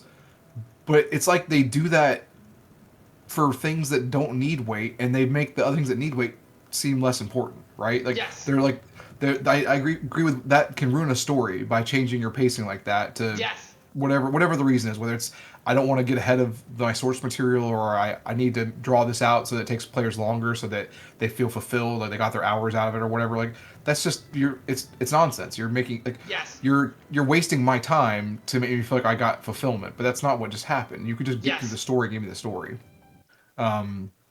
I totally agree with you on that. That makes sense. But like they do need there's a balance point. Like you got to figure out like, hey, this is when they revealed the giant statue thing that helped us. I can't remember the name of it now. The golem that helped, whatever it was called. Yeah, the That helped us. The Talos. Yeah, it was Talos, right? That's the term they used. Yeah, the Talos that helped us. Like that was a moment when they should have had like they like it was. I mean, it was basically a kaiju moment. That's what they did, and good. they executed. I think they could have drawn out a little bit longer. It would have been fine. Actually, I think they could have slowed down a tiny bit, like to the big reveal, and then sped up for like, okay, now we're in combat. When we're in the duty for it, showing them in fast moving combat, like kind of giving that sense of urgency or fear almost. You know, like I could get smashed in a second. That's cool. That's a good idea. Like that's how you should execute that. But yeah, where we're like pausing on dialogue about some dude making a lamp, it's like we don't need that. That's dumb. Like, Yeah. and it's not that these events can't happen. Right. The draw out, like you're talking about, like why are we holding on this? You have a storyline. It's a line, right? It's a linear sequence, right? And you got to look at it as I have all these things that happen, and all of them take up some part of the line. So going back to some things need a little bit more time to process, but something that doesn't should be small. It should be a single point. Why are we turning something that's a single point into something that's a segment? Like we don't need that. We just need that one. It's information. You know what happened. That's all you need. Like it's like in movies, a lot of directors and mostly I should say directors. Sometimes they would be the ones in charge, right? But the point is like not the cinematographers, because they already have their tasks. Like they can't really make this decision. But the people who decide, and Kuna just entered the frame. I think maybe he was here. Yes, he did. But the directors have that hard time. So some directors, not everyone. Most of them, you have those savant guys who know exactly what they're doing and get it right every time. But sometimes they have that really difficult choice of I have to convey this information. Do I show it, or is it so insignificant that I just talk about it? And like that's like the good showbiz is show don't tell is like an old adage, but like sometimes you should tell because it's not worth making the visual, like production wise, or even just for the story's sake. It doesn't help. Like that you don't need to see it. Like having doing a flashback for every little thing that happened in the past is insane. Like that would be like the most waste time of all for storytelling. Unless you're like doing some weird and One Piece, the anime, don't do that because it's padding and it is information. It's like, it is giving you something. But like, yes, it is. But I don't want this. How much more value do you get? Yeah. How much more value do you get out of doing that extra visual, that extra long drawn out, over just doing like a 2-second bit of dialogue? Like, can I just have a character talk about it? It'd be honestly, production wise, it'd be so much cheaper to have a character talk about it. Why do you need to draw it out? But the reason that you draw it out is, like we said, more time. With an anime like One Piece, that's 5 minutes of the episode. Phew, okay, that gets us 5 more minutes because I know. Toei looks and goes, we have to do 17 minutes. Because after theme song and ending theme and recap and stuff, it's only like 17, 18. We have 18. Okay. We have to cover something. Okay. We covered this big element. Because there's always something that happens in the episode that's important. But it's like, okay, can we pad out the rest? Can we pad out the rest? Those And studios same with loved it when they this. had. It's like, okay, we introduced them to the fish people. Okay, how much can we pad out? We introduced fish people. They got the ancient civilization area. Okay. How much can we pad out in that? Okay, well, we can have them talk to Ishtola, talk about the durability and how it's so high with that. Okay, what if they wanted to honor the ancient? Okay, make a lamp. Oh, no, some dude has to make, okay, yes, there's a quest right there. Okay, great. Okay, we can bring that in. We can elongate that for like an entire dialogue's worth of like, grab the quest, end the quest. Okay, that's one right there. That looks like one. Okay, good. And seriously, that's like adding content. So it's content, but it's not great content. It's just content. And it's like, well, it's not bad. No, it's not bad, but like I could go be playing a Dragon Quest 11 or a Kingdom Hearts game or I don't know. Think of another good RPG, Persona. Or so I could go be playing an RPG that has like a moving story. My time is valuable. Like I don't want Tales just game. a Tales game. Thank you, Tales of Arise. Like, You need a lot more time to play those. That makes sense. Sorry. Yeah, you do genuinely. Yeah. But like, anyway, it's whatever. But you get the idea of what the argument we're making. Let's continue to the good dialogue because it is good dialogue right now. Thank you. Yeah, that's true. It is good. This is the good part. And usually it's voiced when it's good because no crap. It's like even they recognize. We were a little late to the gathering. I know. That they know. They know. Toei knows. There's some kind of like complex system where they decide how much budget they want to spend on certain scenes, and they know which ones are the good ones. Yeah. They make that decision way in advance. Oh yeah. Because Yoshi it's probably just it's Yoshi P in his bathroom, probably just making decisions while he's taking a poop. Honestly, and that's the thing is, I don't want to hit on Yoshi P too much. I personally I don't know the man, but I would argue he's probably the one who doesn't want to do it the most. Or who wants even the smaller stuff that's drawn out to be like exciting. Oh yeah. Because the dude looks like he has passion, but the board and like let's get the money worth out of it. Let's cut the cost as much as possible. Just like Kojima. Yeah. Why he got kicked out of Konami? He had a vision. He wanted to see the vision all the way through the whole way.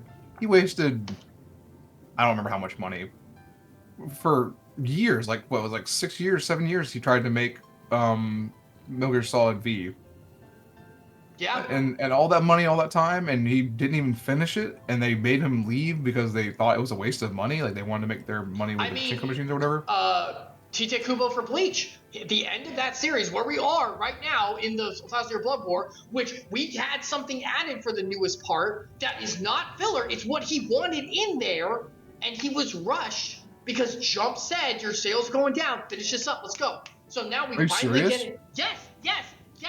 So the anime intentionally deviates from the manga, but because he got to do what he wanted finally? Yes! There is a whole segment of important characters, I'm not going to go into a spoiler, but are very powerful, and in the manga, their fight gets cut. Like, it just moves away from that them makes me and you mad don't see at the Jump. rest. Yeah, It makes me so mad at Jump, but at the same time, that's like... Yeah, but at the same time, that makes me... It makes me happy for Tite Kubo because he got to actually do his vision. Like he got the recognition of people want to see the show, so now he gets to have more say. That's awesome. Like I waited 10 plus years, baby. 10 plus years, and I'm glad I waited. When an artist gets that chance, that's like when it's really nice. That's why I am so behind non-premature endings. Teen Titans, D. Gray Man, Bleach. You end, even if it's a cliffhanger, you just end. You go okay. Because I can always come back to this. D. Gray Man got another season added because of that. Not another one past that to continue, but maybe it can again. Because it can happen. It's very rare. It's very rare. Better. It honestly probably is better for most shows. I mean, something that's got source. So I would say some shows that have source material that clearly ran longer. If it's an original show, maybe you should wrap it up. But for the most part, who's to say with the original show that there wasn't a storyboard that went longer? Right. Oh, I'm If saying not, if, it, if not, yeah. I'm saying if you don't have fan expectation is my point. Like if you don't have a place for fans to be like, in my opinion, if you're writing a story, you should know the entire thing beginning to end, at least to the major beats of what you're doing. But that's a me thing about how. Don't tell J.J. Abrams that. He doesn't believe in that. You made me mad now. Even that, I believe the man has it. He probably has the end. He just is like, how do I connect all the... For what? What are we talking For about? like his work. J.J. Abrams? Yeah. No. You ever watch Lost? Oh. That show was a cash cow. They didn't end it because they were running out of money because it stopped getting views. Hold on a second. Did he have an end and they saw the money coming in, he went, oh, let me elongate this then? They pivoted like mid-season writing it. Every season. Because they didn't know what they were doing. It was just nonsense, interesting, captivating, weird nonsense. That's just bad. I don't like that. Yeah, weird writing. And then Star Wars is the same thing. There was no arc for the sequel trilogy. It was just, we have some vague ideas what we think would be cool to do, and we're going to hand the reins off to someone else who didn't even see what I worked on previously. Like that's what Ryan Johnson. Wasn't that because different people did have different stories fully made or mostly made, but there was conflict about who was in the driver's seat? No, because the problem was that, I mean, kind of, but the real problem is that they were giving different people the reins intentionally, but not giving them enough time between to be able to develop a story based on the previous one's finished work that was published to everyone else. Like Ryan Johnson had finished writing the script for Last Jedi before they finished filming the Force Awakens. Colin Trevorrow, the guy who did the Jurassic World movies, wrote the script for Episode 9 before Last Jedi was even out. Had no idea what was going to happen in Last Jedi. Yeah, okay. There had been almost no continuity between them. Well, and that was one of the reasons why they didn't even use that script. They used a entirely different story that J.J. Abrams came up with on the fly. And then that was also when Lucasfilms was crapping their pants, thinking, "Oh, we're going to lose. We're not going to get anything. We're losing everything. It's all going to die now," because everyone was so mad about Last Jedi. People on both sides of the fence, really. It was very divisive. Yeah, whereas. So there was but there was no clear path, and they didn't have. The problem is they didn't have an overarching story. They just had these plot points, these little beats. That's bad. Yeah, that's bad. Oh yeah, this bad storytelling, and J.J. Abrams was a contributor to that because he wrote part of the story. They took some treatments from George Lucas, stripped a lot of it out, added some stuff they thought would be good from the extended universe, and had J.J. write a good treatment himself for Force Awakens. What should be a stable starting foundation for a sequel trilogy, had some stuff that was loose and stupid that shouldn't have been in it, and arguably didn't make sense by the time we got to the final part of the sequel trilogy. But yeah, there was clearly no path. He's in charge of the Cloverfield movies. He oversees that project, and and the crazy thing about that project is they literally just take. So the first one was Cloverfield, was the giant monster attack, the kaiju attacking New York City. It starts the whole thing. That's there were some rewrites. The video camera, right? Yeah, the found footage one. That's really shaky cam.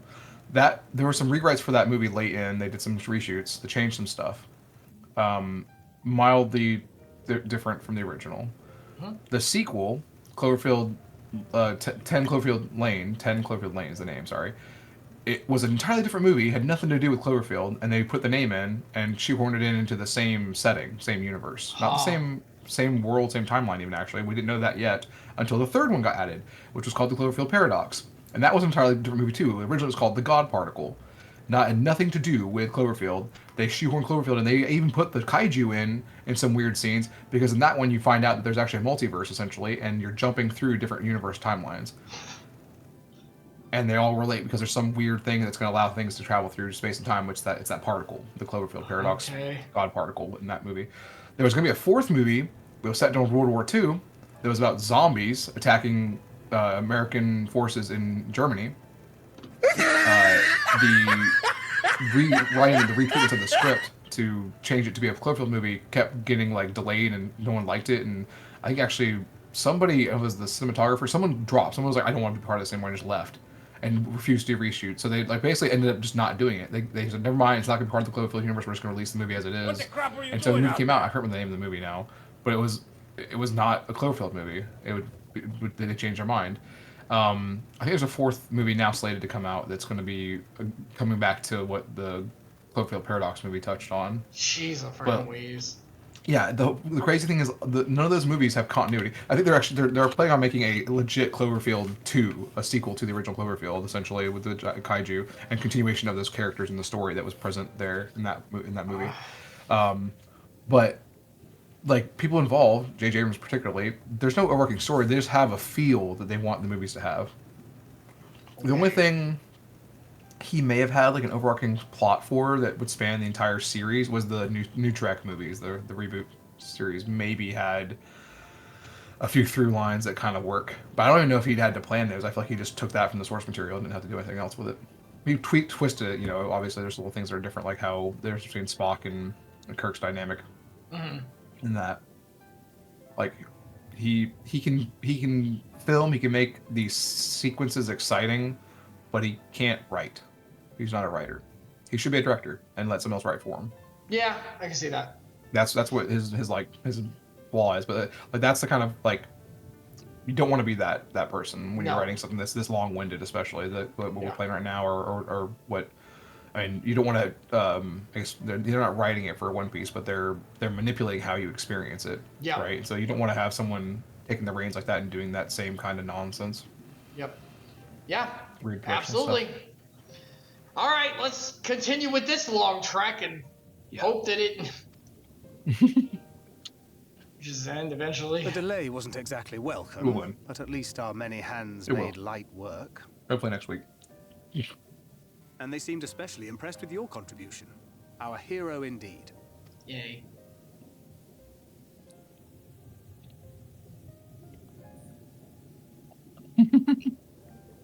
Y'shtola was telling us those structures may date back to the age of the Asians.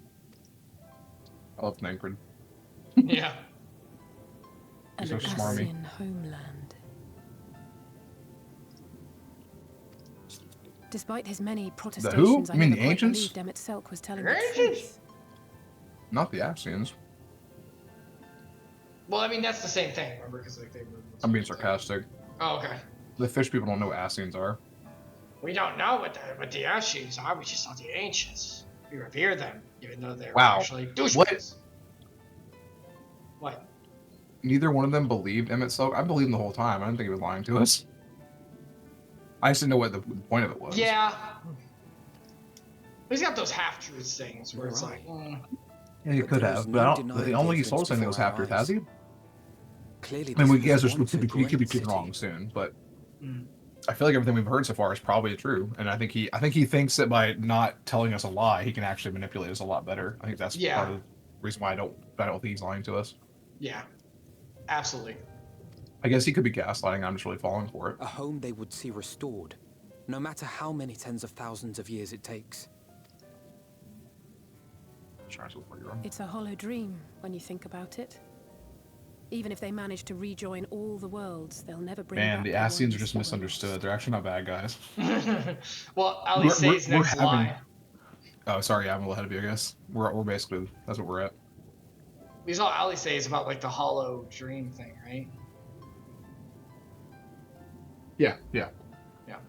I mean, that's what that's I'm saying. Yeah, that's like the problem is like they're not wanting to face the sadness of loss. You know, they want to be with the baby puppy dragons all day. They don't want to have the Leontiad episode of the sadness. I was gonna say, Would I have done any they different? want the status quo. They're fighting Change is inevitable.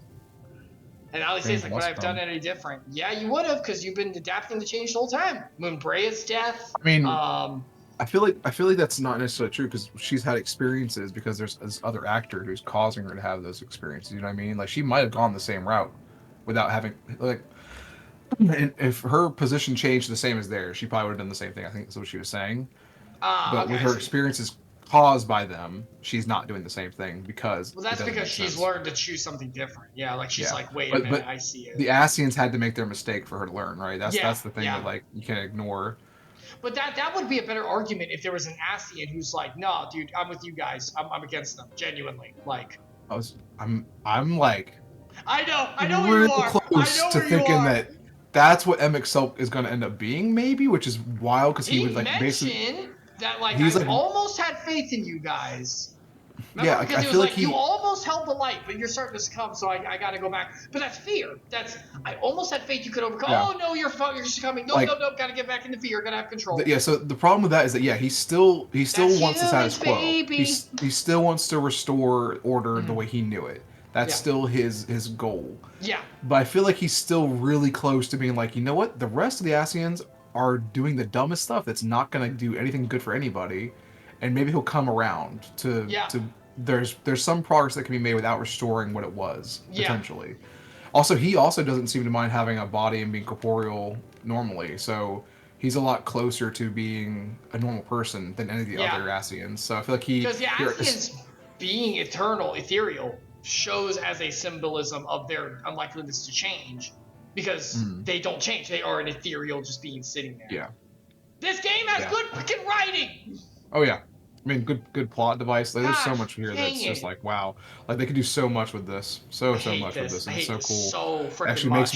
makes me want to know what happens in Endwalker now that Don't we're say gonna not that. play. Don't you fucking say that. I'm not saying we shouldn't stop. Don't get me wrong. I'm just saying. No, I'm saying stop it, because you're giving me the tug to second guess. We're taking a break. We're taking a break from this.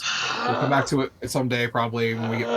Like, we need this combat meter sucks to drop down to where we don't remember, and jump back in and play it, and not care for a bit, and let it build back up some, and then we'll be like, okay, we finished the game, good. Or we'll wait till the next campaign or whatever. I know. Eventually there'll be 15 more campaigns, but we need a break, so it's fine. What I'm saying is, like, I feel like if we don't get like some real interesting closure at the end of this campaign, Endwalker's probably gonna have some cool stuff. I've heard like this is good. I've heard because it's good in general, but I heard Endwalker was extremely good, so it made me think what's happening. Basically, like, this is setting up for Endwalker. You know what I mean? Like, this is gonna be good, but not have all the closure, because Endwalker's gonna be some really big revelation closure stuff, which this builds to very well. It's also gonna add more questions though, because they don't want to end this game. So I'm not like I'm perfectly fine with stepping away, taking a break, because we don't need the perpetual like what's gonna happen next. All right, I can live with that continue. for a while. You have completed your devotions. How are you feeling? Frustrated, ranting, upset, passionate, loving. I just realized something. Are the Asians Sin eater. Are the Asians primals? Maybe What- that would be. Hold on. I got the what are fish the people Ondo? walking up. Hold on a You have second. completed your No. devotions? Okay, now. Okay. All right. So now. What- Now. Yes. Maybe it's not even the Ondo or them. Maybe it's their own devotion, keeping themselves alive. But as so as in addition, primals. that's good. I like that. I didn't think about it that way. What I was gonna say was the Ondo are doing it here. How do we know there's not versions of their first world and all of the whatever is 14 different worlds that existed? And so in all of them, there's some culture that finds them as like these ancient ones are gods, and they would be able to protect us and fix this world for us. And so they have people worshiping them like every other primal has worshiping. Even more than empowering that. them. And that's what makes them immortal, is what I was going to say. Even more That's than why they that, have... every Beastman tribe praising their primals, is that not just praising the Asians, bringing everything in to chaos, which the primals are doing? So really, it just leads back to them anyway. So does that feed into themselves? Does it? I don't know. I don't know if that works, because the Asians themselves are these ethereal things. I was trying to justify why they are with that conversation, but they also believe in what's that? Zonarch. Zonarch. Yeah, Zonarch. But Zonarch or whatever his name is, stands for the bringing together of order from the chaos, and chaos being order itself. Isn't that what every Beastman's doing? I'm gonna bring my god back so they can bring chaos, order to this chaos through chaos that they bring.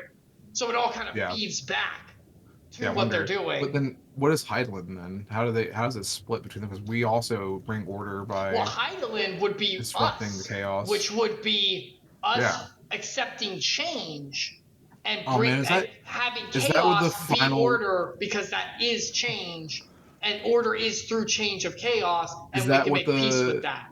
The final part, not what we're going to experience here in Shadowbringers, but Endwalker.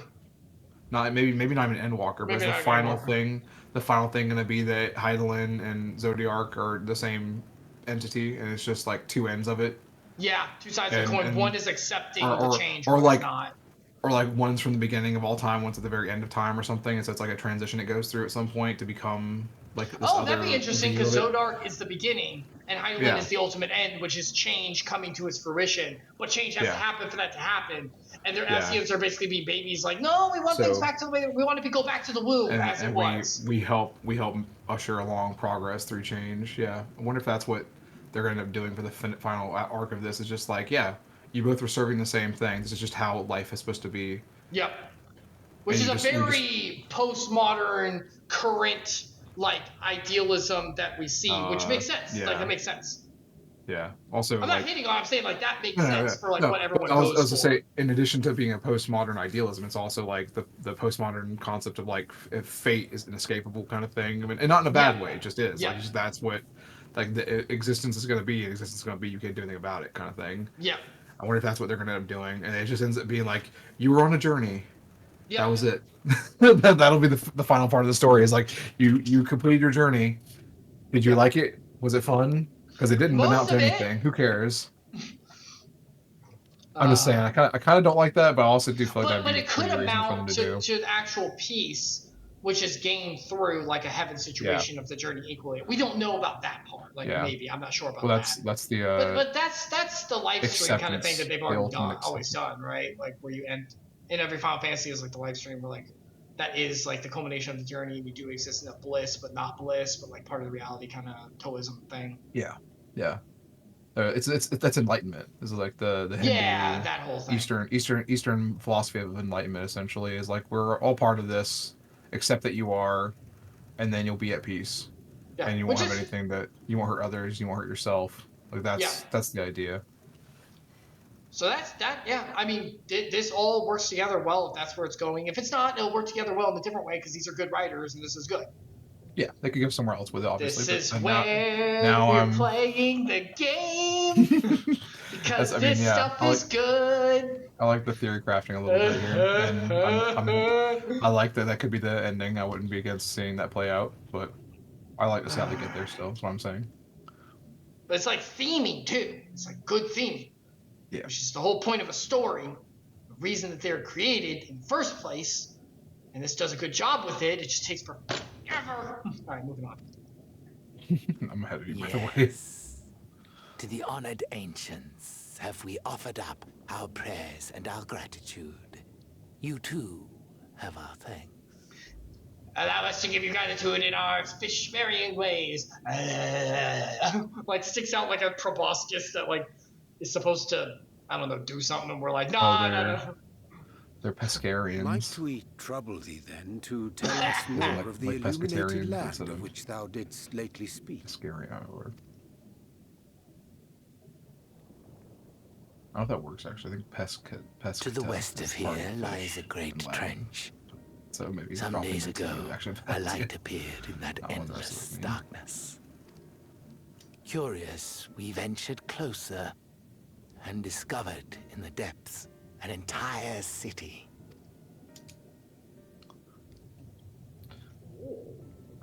Take me down to the buildings we very last spied ancient city where where the water is blue and And the darkness spreading. I don't know. We tried so hard. Yeah. I'm not a musician or a we singer. understood at once. We're not the entertainers at all. ancients had risen. There could be Not in no least. doubt. I don't know. Why is everybody watching this? Taken Why are with you all terror, here? we Why is retreated there to is the someone else camps, watching this. It's not just me. and I decreed doing that that? none should Get outta enter here. the trench until such time as we received a sign.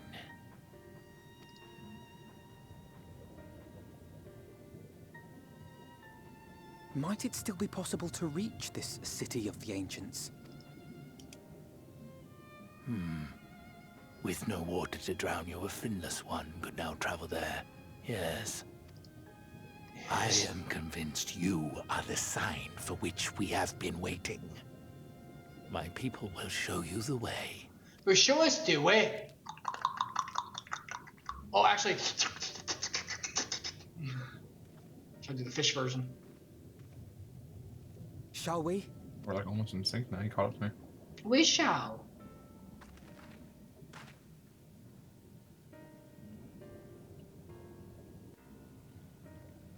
I don't want to. You guys go without me. Go without me. I can't. Matt, I do want to see the ancient city, but I don't want to do this anymore. We're almost done. We're gonna stop soon. We're gonna stop soon. Yeah. I mean, it's not like I don't want to do this today. I just don't want to. I don't want to. I know where you are. Okay. It's almost done for today. It's okay. The chieftain has bid me guide you steps to the illuminated land. The way lies downwards. Follow the path of coral and rock and join your comrades below. Let's get down there and then we'll stop. Goes down below. Going downtown in a video van. This ain't no town, bro. They have a little silly. They have a little. Oh look, there's a. Oh, don't touch that. I think it leads us back up.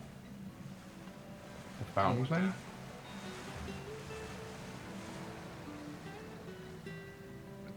Nopolis? Nopolis? Me home. Noplius? How do you say that? Here's the audio guide. All are gathered, yes, that I shall describe the path you must take. Enter the cavern beyond and follow the wall down and down and down. Once at the bottom, find a passage to the northwest, then continue west and west and west. West! That way is not simple. Keep your friends within shouting distance and do not stray into the deep. Just before the journey ends, you will find the Caliban Gap and the barrier we placed in its mouth. This obstacle will fade should you raise a hand towards it. We have made it so. A most sufficient explanation. We shall thank you for your guidance. That dude said go down, turn down, left down. at the gap, go down more, and then turn. He said go down, down, down, then go west, west, west, and then said this is not simple. Dude, you said go 2 directions. How is that not simple? Right. Deep into the depths we go. You say that, I would have gotten lost. Alright, that's true. I know myself. I know limitations. I'm convinced you were born. Back. Oh, forgot we have to travel far. I thought it was just like right here. We drop off a cliff or something. But yeah, as I said, I'm convinced that you were born without like the deposit of iron in your nose or something. So you have like a physical deformity where you can't tell directions. If I got it, it would have been from my mom. Yeah. Well, most women don't have. Well, it's like it's a, no. So I'm not being sexist. I'm not being sexist. No, like that iron deposit thing. It's larger in men. Like it's actually much substantially larger in men. Women don't get it as large. Well, that's all iron deposits in men, right? Because we have more iron. But right? the one in the nose particularly is like studies have shown it's much smaller in women. Oh yeah, this must blast us back up to the top. But the point is that like. What I was gonna say was that your mom probably doesn't have much of one anyway. I don't know why. I'm gonna walk past far enough to stop it. But yeah, it's possible you might not have much of one either, or something potentially, and that would be why you get swayed so easily. I'm more girly. No, that wasn't what I said. If you want to take it that way, I guess you can. But my point is that you might not have the iron deposit. He said I'm more girly. You heard it straight from his mouth. That's what he said. Why is he creeping back towards? What? You're extrapolating lots. Why is he creeping back up towards Oranja? Go away.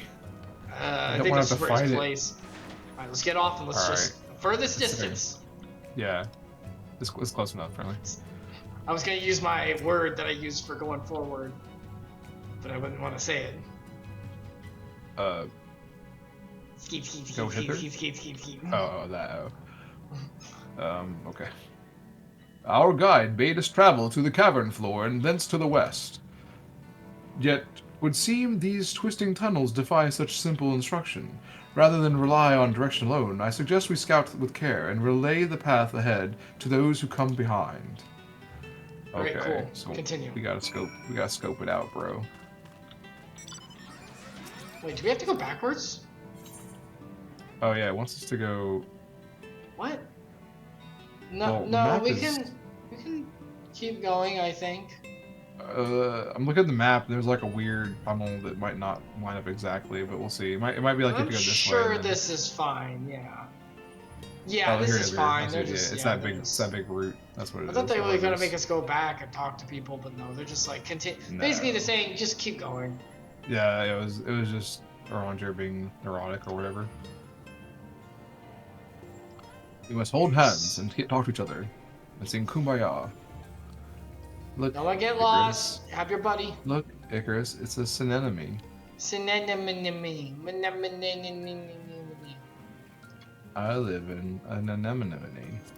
Anemone. Oh, look, it's your boy. My boy, my child, my sweet, My sweet baby boy. my sweet What is it? firewood No, boy. what's his name? The guy, Matt Berry. I don't know. She's my good time. My good time guy. I think it's from a line from What We Do in the Shadows. I've he's only my seen the episodes good we time. watched together. Oh, okay. I haven't seen very much. It was probably that season we didn't watch it. He says something like, "He's my good time boy. My." I can't remember the whole thing. It's so long. I have My to sweet look it up. baby boy, That's it. my sweet boy It's- baby, my. It's funny. Yeah, I think he said something like that at some point in it. Insert name here. You have choice of two routes from here. You take either the long way to the south on the rocks, or skip along the squirrel branch, as Ali has done. I, for one, shall be following my sister's example. Go. Oh dear, I'm gonna disappear, so you won't know if I made it or not. Alright, let's go. Short way. Short way, don't care. Put me on your back, Daddy. Do not say that ever. I was trying to find the clip, and my computer's being really weird about playing YouTube for some reason. So I see you added to Discord. I will watch it later. yeah, I can hear it, but I can't see it for some reason. My audio video's being weird. All right, Alpha didn't say anything important. Oh, I'm out of slots What? for For what? something. I just noticed I have a random piece of armor in my main inventory. I have to Oh fix yeah, that you might later. want to put that on. Yeah, actually, it might be good armor, honestly. Yeah.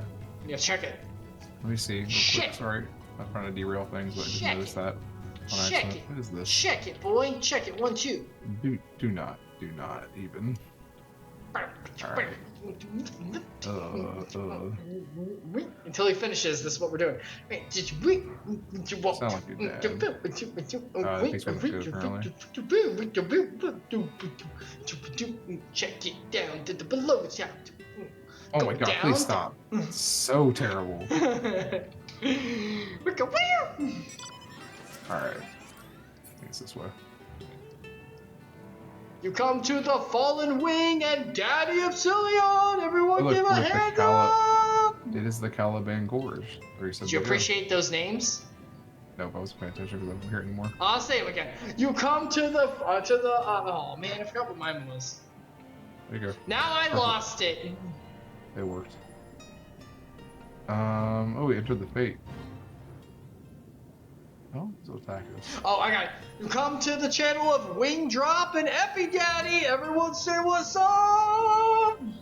Get it? Because Icarus dropped wings, drop feathers, and then you're Epi Daddy. No. Yeah, you are. Everyone start typing Epi Daddy in chat. In comments. If it's on YouTube, type Epi Daddy in comments. Everyone say The we one love Epi person- Daddy. The one person watched the live or not better not type that in. I don't want to see it. If you're watching on YouTube, type it in. I want to see comments. That's fine. I won't even check that because I don't check the YouTube. I will. I'll show him. I will show him for you all. I used to. I gave up on that. I will show him. I can't. There you are. Come on. I think I found the tunnel we were looking for. Thanks, Alice. Yay! Thank you. Couldn't have just put it on the map. Couldn't have just put I'd it love on to the not map. have to Do I have to dismount? Can I just stay on my mount and talk to you? Like, it's so stupid. We just like look down. Yeah, be fun. Hey baby, what's up? Actually, just let me This fly is this all, thing. okay, alright. I'm gonna do another complaint. Here we go. Look at all this open world. Isn't it beautiful and cool? Why did we travel this much? That thing What is did we gorgeous. encounter? It's a cool looking enemy. What the Like, heck? these enemies don't do anything. more. We're just walking a pretty. long way and They're wasting so time. pretty. Just walking around. Stop disproving my point. We're just walking around. That's what killed Steve Irwin, dude. Don't mess with that. I ain't mess with that thing. Oh yeah, that's good. It's just called a stingray? Really? You didn't have like the It's wave It's stinger. the first one they made. They just name it the basic animal name, and then they'll make another one later, and it has like some absurd, like weird name in front of it. Not Digimon level absurd, but still pretty bad. Okay, yeah. get me in. Here, this must be the berry the Ondu spoke of. Well, actually, I'm doing whatever. Well, that was rather more arduous than expected. I feel a sudden rush of gratitude for the smooth roads our ancestors cut through the wilderness. These fish people are crazy. They usually swim, so they don't have to walk the roads. So that yeah, kind of they don't touch roads.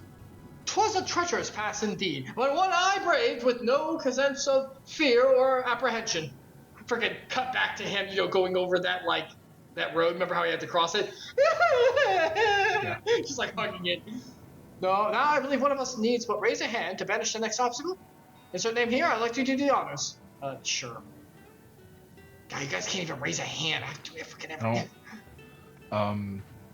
Friend. Say friend in Dwarven.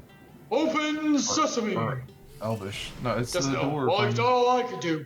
It's the door from the Mines of Moria. Oh yeah.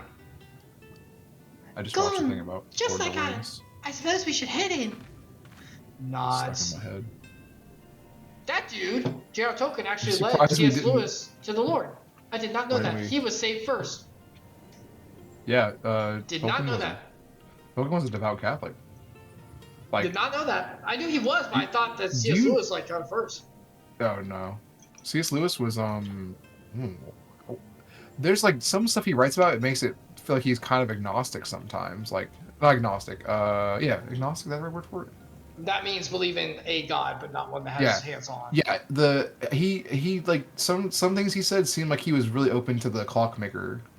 I think that was approach to earlier God. on, because early on they would have philosophical discussions, and he was, I think, early, maybe, and then you know that the Lord of the Rings, or Middle Earth entirely, like the founding of it, the creation of it, it's like heavily based on Genesis. Like the only real difference is that instead of it just being like the Bible, the way it describes it is more visual, I guess you could say, whereas Tolkien made it about being a song. Like the universe is a song, and we're all part of it. Oh yeah. Okay, yeah. There's a lot of like heavy like religious tones about how he handles that, and it's like very clearly obvious he's a like actually Christian. It's just weird how like there's not gods in Lord of the Rings, but the angels equivalent, I guess you could call them, the Maiar and the Vaher. I might be saying it wrong. Like what Gandalf and Sauron are, and then like what there are other beings before them that they're like servants of technically, like that basically they're angels and archangels essentially, equivalents.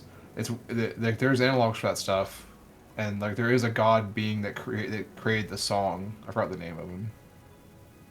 And then there is like a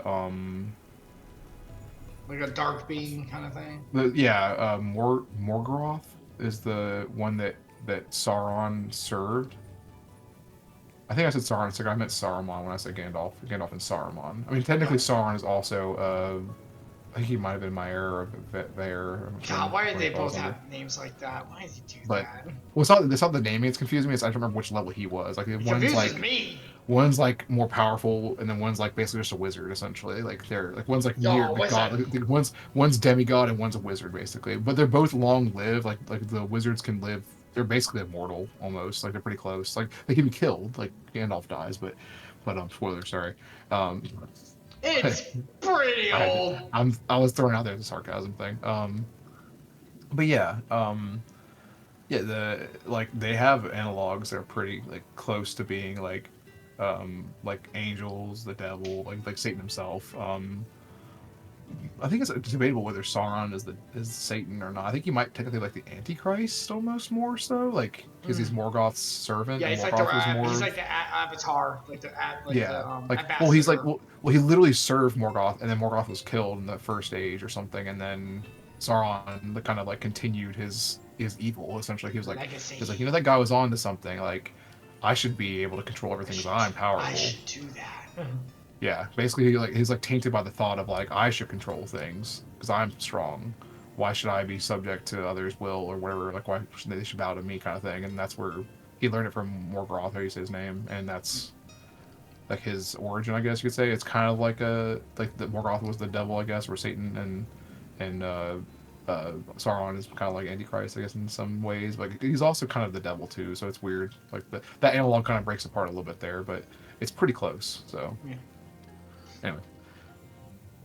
Like as not, this tunnel will be just as perilous as the road we walked to get here. Let's all stay aware of our surroundings, shall we? Wee, Leroy! Leroy said. I don't thought this was going to be a duty. Yeah, me too. We're going to get there. They just want us to walk more through this beautiful world. Well, I thought the walk in the path was going to end up being some kind of like treacherous We are duty not or something. ending yet. I want to get to the end of the path. Yeah, no. I don't want to. Not ending yet.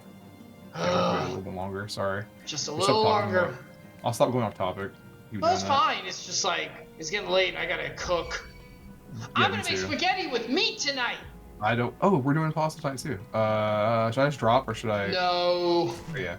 I Do you think these urchins get puffy and big? Like they do. Look right there. That one is. Oh, you probably have a different instance. I didn't see it. One of them has gotten big and puffy for me. He might be behind me and puffy. I just didn't see him. There's one. That one's puffy. Oh yeah, he's inflated. Okay, yeah, but not as much as I thought. I was thinking like way big, like 3 or 4 times his current size. No. Not that way. Not that way. Not that way. Not that way. That's a loop. There's a tunnel. There's a tunnel. What the? Is that one chasing us or not? Can't tell. There we go. There's one darting towards us. Now to the left. Yeah, the fish bones distracted me. Sorry. Look, arrows pulling this us is where like to go. Ursula's grotto. With all the like fish bones and stuff around. Yeah. Leading into like her thing. The little soul worms everywhere. For unfortunate souls. Who the hell is? Oh, the Oh, transition all right. cutscene. Okay. I didn't expect that. Interesting. Alice is gonna die. By the gods. What's this? The city? We see it? Can we see it? Oh man, it's a whole city. Imagine that. Alright, I have to play it now. Why are there like giant DNA spires growing out of the ground? What is that? Why are there lights in the city like it's active still? Who is paying that electric bill? Okay, go ahead.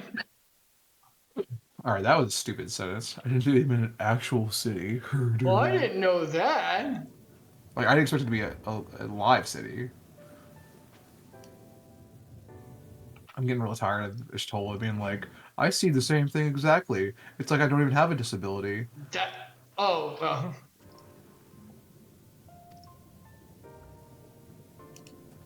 Oh no, I think that's why everyone's turning to her. This is such a big deal. That she can The see remnants in the Ondo settlement were it's all solid made of material ether, structures. But these... Wait, what if ether is just all Everything from the here first world, pulses all ether we with have? ether. 'Tis an enchantment From the on a original world, the monumental 0th scale. world or whatever. Welcome to Rapture. It is very rapturous. A man chooses. A man chooses. It does look beautiful. I'm excited. Insert name here. Did you note the style? Oh wait, are we in the instance? We are in an instance, aren't we? We're good. Go ahead. Oh yeah, here you are. Good. Sorry, I got ahead. I thought you were already up too. Ready? Yeah, I'm ready. Okay. Insert name here. Did you note the style of the architecture? It is neo-Gothic. I don't know. I'm gonna Yeah. Okay. Tis the same used for the remnants of the cups and the murals painted towers. It's odd. It looks like it's from the 1950s. Do you hear that soapbox music? Oh my god, the thing! I can hear my grandma phone. Sorry. Look closely. What are those little girls running around? What are these drill giant beings? Are they still working on something? Come, Mr. Bubbles. Sorry, continue. Come on, Mr. Bubbles. Emmett Selk. There you go. Has not simply reclaimed these ruins. He has layered the semblance of an entire city upon them. Oh, this is fake. Gods, the magnitude of his artifice is staggering. I don't know why I read it like that. That did not sound like a robot at all. Though it pains me to admit We did not fully understand the feats of which an old world Ascian is capable. Alright, which one do I want? All this materia. This is piety, I guess. 'Cause... Oh, all this materia. Okay, it's beautiful, and we'll have to stop there. Yep, right here, and we look at the beautiful city. We don't get to go in. We're Mosesing the frickin' promised land on this. You get to look upon, but you don't get to do anything. Do you want to talk to Alice? We'll talk to Alice.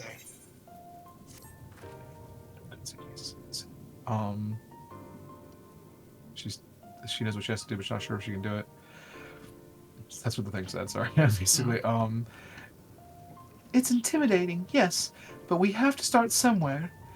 Why don't we have a closer look at the tower to the southeast? We might be able to reach it from the edge of the trench. Tally ho. Tally ho. Edge closer. All right. Nope. We're stopping. Nope.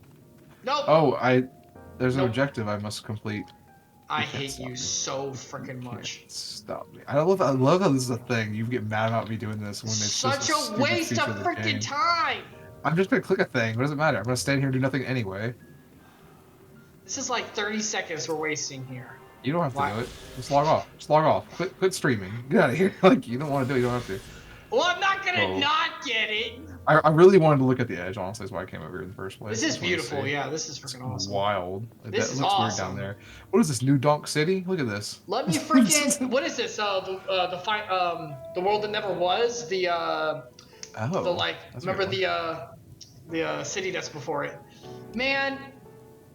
Open world, huh? How much you want to bet we don't go into this city? Oh, it's just a backdrop. It's a matte painting. It's not even real, dude. Man, freaking. Whatever. I'm not even gonna. I'm done. I just want the story. I don't care anymore. I just want the story. Let's get it over with. But what if we played freaking what's it called? DC Universe Online. You got to fly around the city like this and stuff. That was a fun part of that game. That's cool. You got to make a character and like you either chose acrobatics, which I don't know why you would, super speed or flight, and you can like go around the world. It's really cool. Anyway, we're done here. Be Batman? You'd be Batman if you have acrobatics. You'd be Batman. You'd be Spider-Man too. That's Marvel. Spider-Man's not a decent character. What do you mean? Good old Spider-Man alongside Superman, always saving the day. Could have done an amalgam, how you would say it, comics version of the game. That'd be awesome. That's too much licensing. Everyone wants their money. Play as the Iron Lantern, or play as I forgot what the Wolverine Batman combo is called. Was a weird character. The cutting bat, the sharp bat. Oh, can't remember now. The sharp knight, Knight's Edge. Was it Thor? Who's Thor mixed up right now? What a weird combination. Anyway. Plastic Man. That doesn't make any sense. Thor Plastic Man, let's go. No, it's definitely not that. He'd be immune to himself. He's rubber. It's fine. I mean, Plastic Man is pretty much into himself. That's like a defining trait, anyway. All right. We're stopping there. There we go. We did it. Oh, I have to wait. Look at the view a little longer, guys. We have to wait to log out of the game. Yeah. Oh no, Epsilion, we won't get our sanctuary bonus. Oh no! Oh no! Should we go all the way back? So how are we? Level 82. We can't even play past 80 right now. Should we go all the way back? No. Should we go all the way back, Epsilion? No, I'm just glad we didn't get any monsters. Why isn't this a sanctuary? This should be a sanctuary. There's no enemies over here. It's not a sanctuary. Nope, no sanctuary. All right, Epsilion. That'll do it. All right. We're done. Hooray! That was fun. We did it. We're so close. We're so close. Next week. You think we can finish it next week? We probably can. We can do this. We can do this. I would love not to have to give Square Enix any more money for a little while. And if we don't do it next week. If we don't do it next week, we'll have to do it. We have to do it like on the. We have to do it a different day because my subscription renews on the 17th. So on the 17th, gosh. Yeah, on the 17th, like the morning of, it'll renew that morning. I can switch it to 1 month, obviously, but I just didn't want to pay them. I know, but we're close. We can do it. We can do this. Yeah, hopefully next week. Let's just know. Next week. So no complaining, no ranting. Yeah. No looking No up people's side IMDb. stories. No, we're Yeah. freaking. We're gonna do it's an alternating schedule. Every other week we spend time not playing the game for real, and then every other week we spend the time playing the game. It works out. We're balancing things. Hope you guys like podcasts, because that was it. Freaking gonna play the actual game. It's gonna be great. We actually made progress. I did a lot of walking, so Lots of walking. We should have talked while we were walking more. Good old walk. We did talk while we were walking. We talked We the should whole have spent time. more. I meant spent more of the time we did just talking and standing in place. We should have done that when we were walking instead of we should have. I wish we knew how the game was going to play out. What was going to happen? That's what I'm saying. It could have been walking. Get ready for the 3-hour cutscene. Yeah, no, we got to walk through. That's what I was kind of hoping today would be a little bit, but I mean, not for real. I don't want 3 hours too long. It'll be next. Yeah, next time we should start at 2 in the afternoon instead of. We can start earlier. I'm serious. We can start at Yeah, if you want next week, you probably could. You want to start at Because I actually next week we're going to be gone on the 11th. We have to drive a good distance in the morning. We have to drive. That's the Monday then. Yeah, the Monday. My wife and I are off. We're going on a cruise, so. Oh yeah, we definitely need to. Yeah, we have to. We'll be back by Saturday on the 16th, okay. But we come back that day. But So I say, let's start at 3:30. Okay, if you can do that, I should be able to do that. I can do that. I can force it. All right. And then we freaking go, and we will just blast through this. Yeah. We will do it. We will finish it. Make sure to cancel your subscription. Make sure to cancel it. I will. Yeah, I'll cancel before it gets there. If we finish on the 10th, I'll cancel before I leave, and then that way, when we get back, I won't have any payments. But we'll all be done.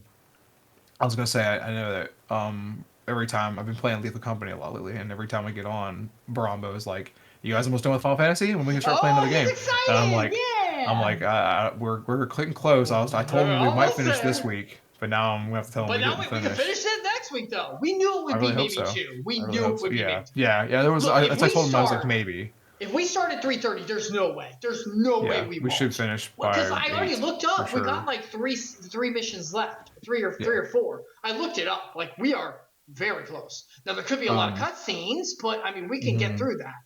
That's my worry. Is there's gonna be a 2-hour movie we have to watch basically. That's fine. We can do that. We can do that. Yeah, as long as it's a little bit of cutscene or a little bit of questing, and then goes into that, we'll be fine. But I don't know what it's gonna be like, so I don't know. We can do this. All right, Epsilion. Worst case, we'll see. Yeah, we'll do it. We'll do it. All right. I thank you so much for coming by. I will see you next week for sure. Yes. All right. I'll see you next week. Goodbye for now, cousin. Goodbye. Bye. All right. That'll do it. Oh my gosh. We're gonna make it. We're gonna make it, everyone. We're going to do it. I know we can do it. Come on, let's get through it. Freaking game. All right, so thank you everyone for stopping by. Once again, my name is Icarus, well, my moniker, and these are the streams. We dive in every Friday at around 11 o'clock p.m. We also dive in. Where's my thing? There we are. We also dive in on Sundays with Epsilion, and next week we will be finishing. Please, Lord. Final Fantasy FunTime 14 for a while, and we're going to be starting a new game and some new game stuff going on Sundays, so that should be fun. We're going to take a break. As you may have heard in our spiel. I'm not going to go into it. You can rewatch that part of the pod. And then we actually, this Tuesday, and I have confirmation, we actually are going to have Dadless going back into Pokemon. Yeah! So we should be able to do that. That'll be good. So that should start at, let's be honest with ourselves, so 8 o'clock p.m. on Eastern Standard Time, Eastern Daylight Time on this is coming Tuesday. So we'll see how that goes. Anyway, if you're going to leave now, may God bless you. If you want to stick around, I am a believer of God's word, as you may have noticed in the streams talking. And I like to share a little bit of that at the end of every dive. We're trying to do a series where we go to the Bible. And I originally always said chronological order. I'm going through Leviticus and Numbers right now, and I'm in Deuteronomy at the very beginning. It's really hard for chronological. I still think I'm going to do it, but we'll have to see how that goes. And I'll see about that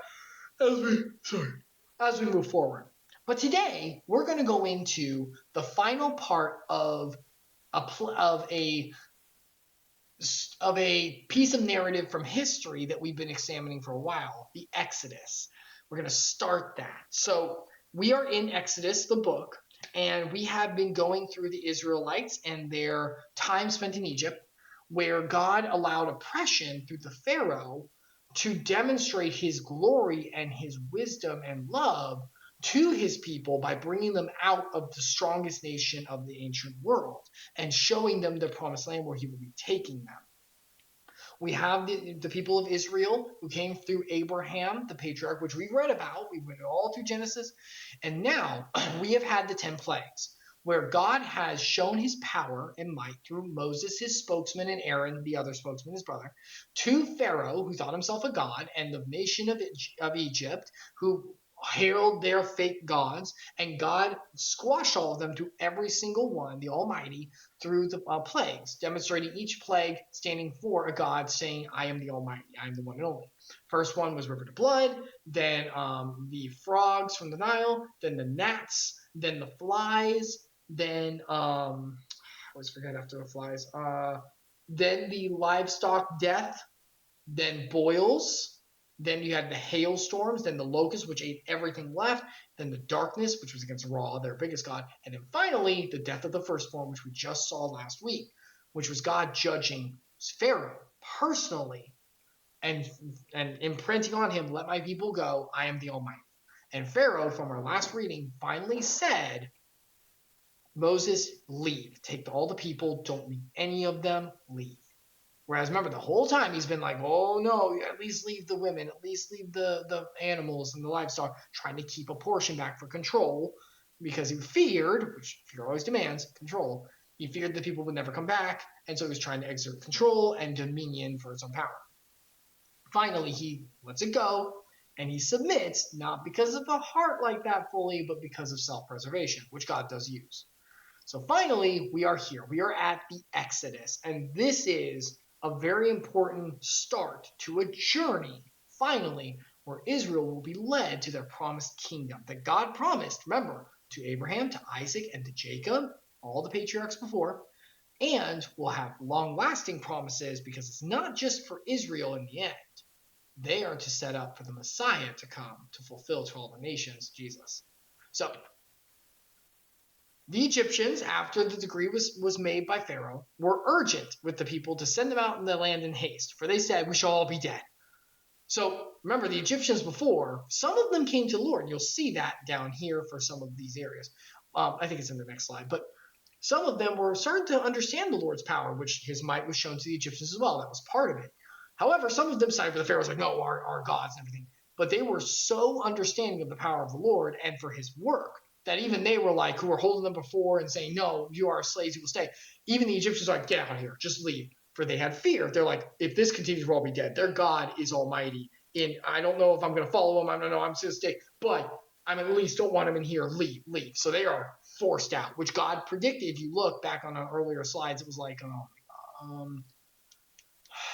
Exodus. It was like after the burning bush. Go look up that. And it's where God's telling Moses about what is going to happen, which is what's happening right here. He said, the Egyptians will lead you out with a hard hand, basically like, get out of here, and will give you riches and treasures beyond what you could even ask for. And we're about to get there. So the people took their dough before it was leavened, their kneading bowls being, the Israelites, being bound up in their cloaks and their shoulders. The people of Israel also had done as Moses told them. So this first part, kneading doughs and bowls up the shoulder. Do you remember the Passover? God said, make bread, but do not leaven it. Basically, don't cook it at all. Just eat it. I mean, cook it, but don't like try to bake it to take time to like make a nice dinner. Eat it to the bare minimum, because this will be and you will keep this throughout the rest of your generations. This is going to be a homage to what I'm doing, leading you out of Egypt with a swift hand. And that's what they're doing. It's not only for the, tradition, but also for the practicality of we're having to eat as we're leaving. It's like, you're on a trip and you're running late. You're like, get the food, kids. You're getting in the car. Like, go. It's like that. And it's also to show God is like swift with his work, whereas it took so long to get here. We'll get to that on that slide. But whenever it's happening, God is ready to go, and it is his timetable and his power to, even though it took so long to get to this point, God is able to go, and you're out, because he is that almighty. The people of Israel had also done as Moses asked them, for they had asked the Egyptians, the ones who were driving them out, The ones who were like hating them for silver and gold jewelry for clothing. He's like, give us things so we can like be on the road and trade and stuff like that. Give us things. Imagine that. And guess what? The Lord gave the people favor in the sight of the Egyptians, so they let them have what they asked. Thus they plundered the Egyptians. Notice this. The oppressed slave nation for 400 plus years that was being whipped and beaten by this nation, not everyone, but the minority, was now being pushed out, saying, we want you gone, and being given everything that they asked, being treated as like higher than themselves, which Lord's work. And the people of Israel journeyed from Ramses to Succoth, about 600,000 men on foot. So this is like more than 500,000, besides women and children. So we have like definitely like 1 million people a year walking. A mixed multitude also went with them, very much livestock, flocks and herds. So they took all their herds and everything. Pharaoh did not tell them to keep it. They were able to take everything. And notice this, a mixed multitude also went with them. Some of the Egyptians also came to the Lord and said, we want to follow your almighty God. We want to submit to him as you have. And they were allowed. They are allowed to do so. Thus showing a little bit where it's not just Israel is going to be welcomed into God, into like the grace and mercy of the Lord. It's going to be everyone. This is precursor to Jesus' work. Because, this is like the first show. And they baked unleavened cakes of the dough they had brought out of Egypt, for it was not leavened, because they were thrust out of Egypt and could not wait. Nor they prepared any provisions for themselves. The Lord provided. They didn't get to prepare anything. God provided. He said, do this bare minimum. I'm going to take care of the rest. And that's why the unleavened bread that's cooked, even now in Jewish tradition, is like that. It's to pay homage to God's greatest work of he led us out of Egypt. And the time that the people of Israel lived in Egypt was 430 years. Remember, some of that was in a good spot. Like the first 150 or something was in like good graces after Joseph. But then it started to switch to become oppressed. At the end of 430 years, on that very day, all the hosts of the Lord went out from the land of Egypt. It was a night of watching by the Lord to bring them out of the land of Egypt. That was the goal. That was the whole reason. So this same night is a night of watching kept to the Lord by all the native people of Israel throughout their generations. Hence the Passover. 430 years, around, I would say 200-ish in slavery and in oppression. That's difficult, and the Lord allowed it to happen. But he did it so that this glorious moment, this triumph and his power could be seen, so that a night could be noted, so it would give them perspective of their God and his power throughout generations whenever things got tough or things were difficult or waiting was required, to teach them that. We learn by teaching. That's why sometimes we can't always be playing with the puppies. We have to sometimes have the sad story of loss in order to help us grow, in order to biblically trust in the Almighty, because he brings us out of that suffering into the light and into the promised land which he gives. And for those who know Christ, that is into heaven one day, because we are washed by his blood, which all this leads to. But this shows God's timing. 430 years in a land that was not the promised land. 430, and like 200 of them were in slavery and not good. Maybe even like 150. I'll undercut it. 150. That's still a lot of years. That's still a lot of years. 150 years at least of oppression and slavery. And it was to bring to here. And it's God's time. That's why patience is always called for in the Bible. Sometimes it takes a while. Abraham and Sarah, they did not have Isaac until they were way past the age of being able to have kids. And he does it so he can prove to us, for his glory and for his worship, because he is the Almighty, and he will do it in his way, because he is the perfect timing. He is the author of everything. He has a story from beginning to end that's well paced. Seriously. He's a great author. Our life in reality is a story. It's real, and it's also a beautiful story that has the theme of faith and worship to the Almighty. And this is part of that. And it's also for our benefit, because after this, the Israelites were given the graciousness of being able to move forward in the land and being able to be brought into a land that is difficult. The Canaan land that they're going for is difficult and terrifying, but this should prove to them, I do say should, prove to them that their God is Almighty, and I defeated the greatest ancient nation there is. I've got you. Now, will they understand that and stick to it? We humans are fickle, and we will find that out as we go. Anyway, and thus the Passover. And the Lord said to Moses and Aaron, this is the statute of the Passover, this which you are doing here. No foreigner should eat of it. It must be something. It was like, well, what about the Egyptians? They were brought into the fold and were brought into being into into the Israelite nation. And we'll get that. But every slave that is bought for money may eat of it after you have circumcised him.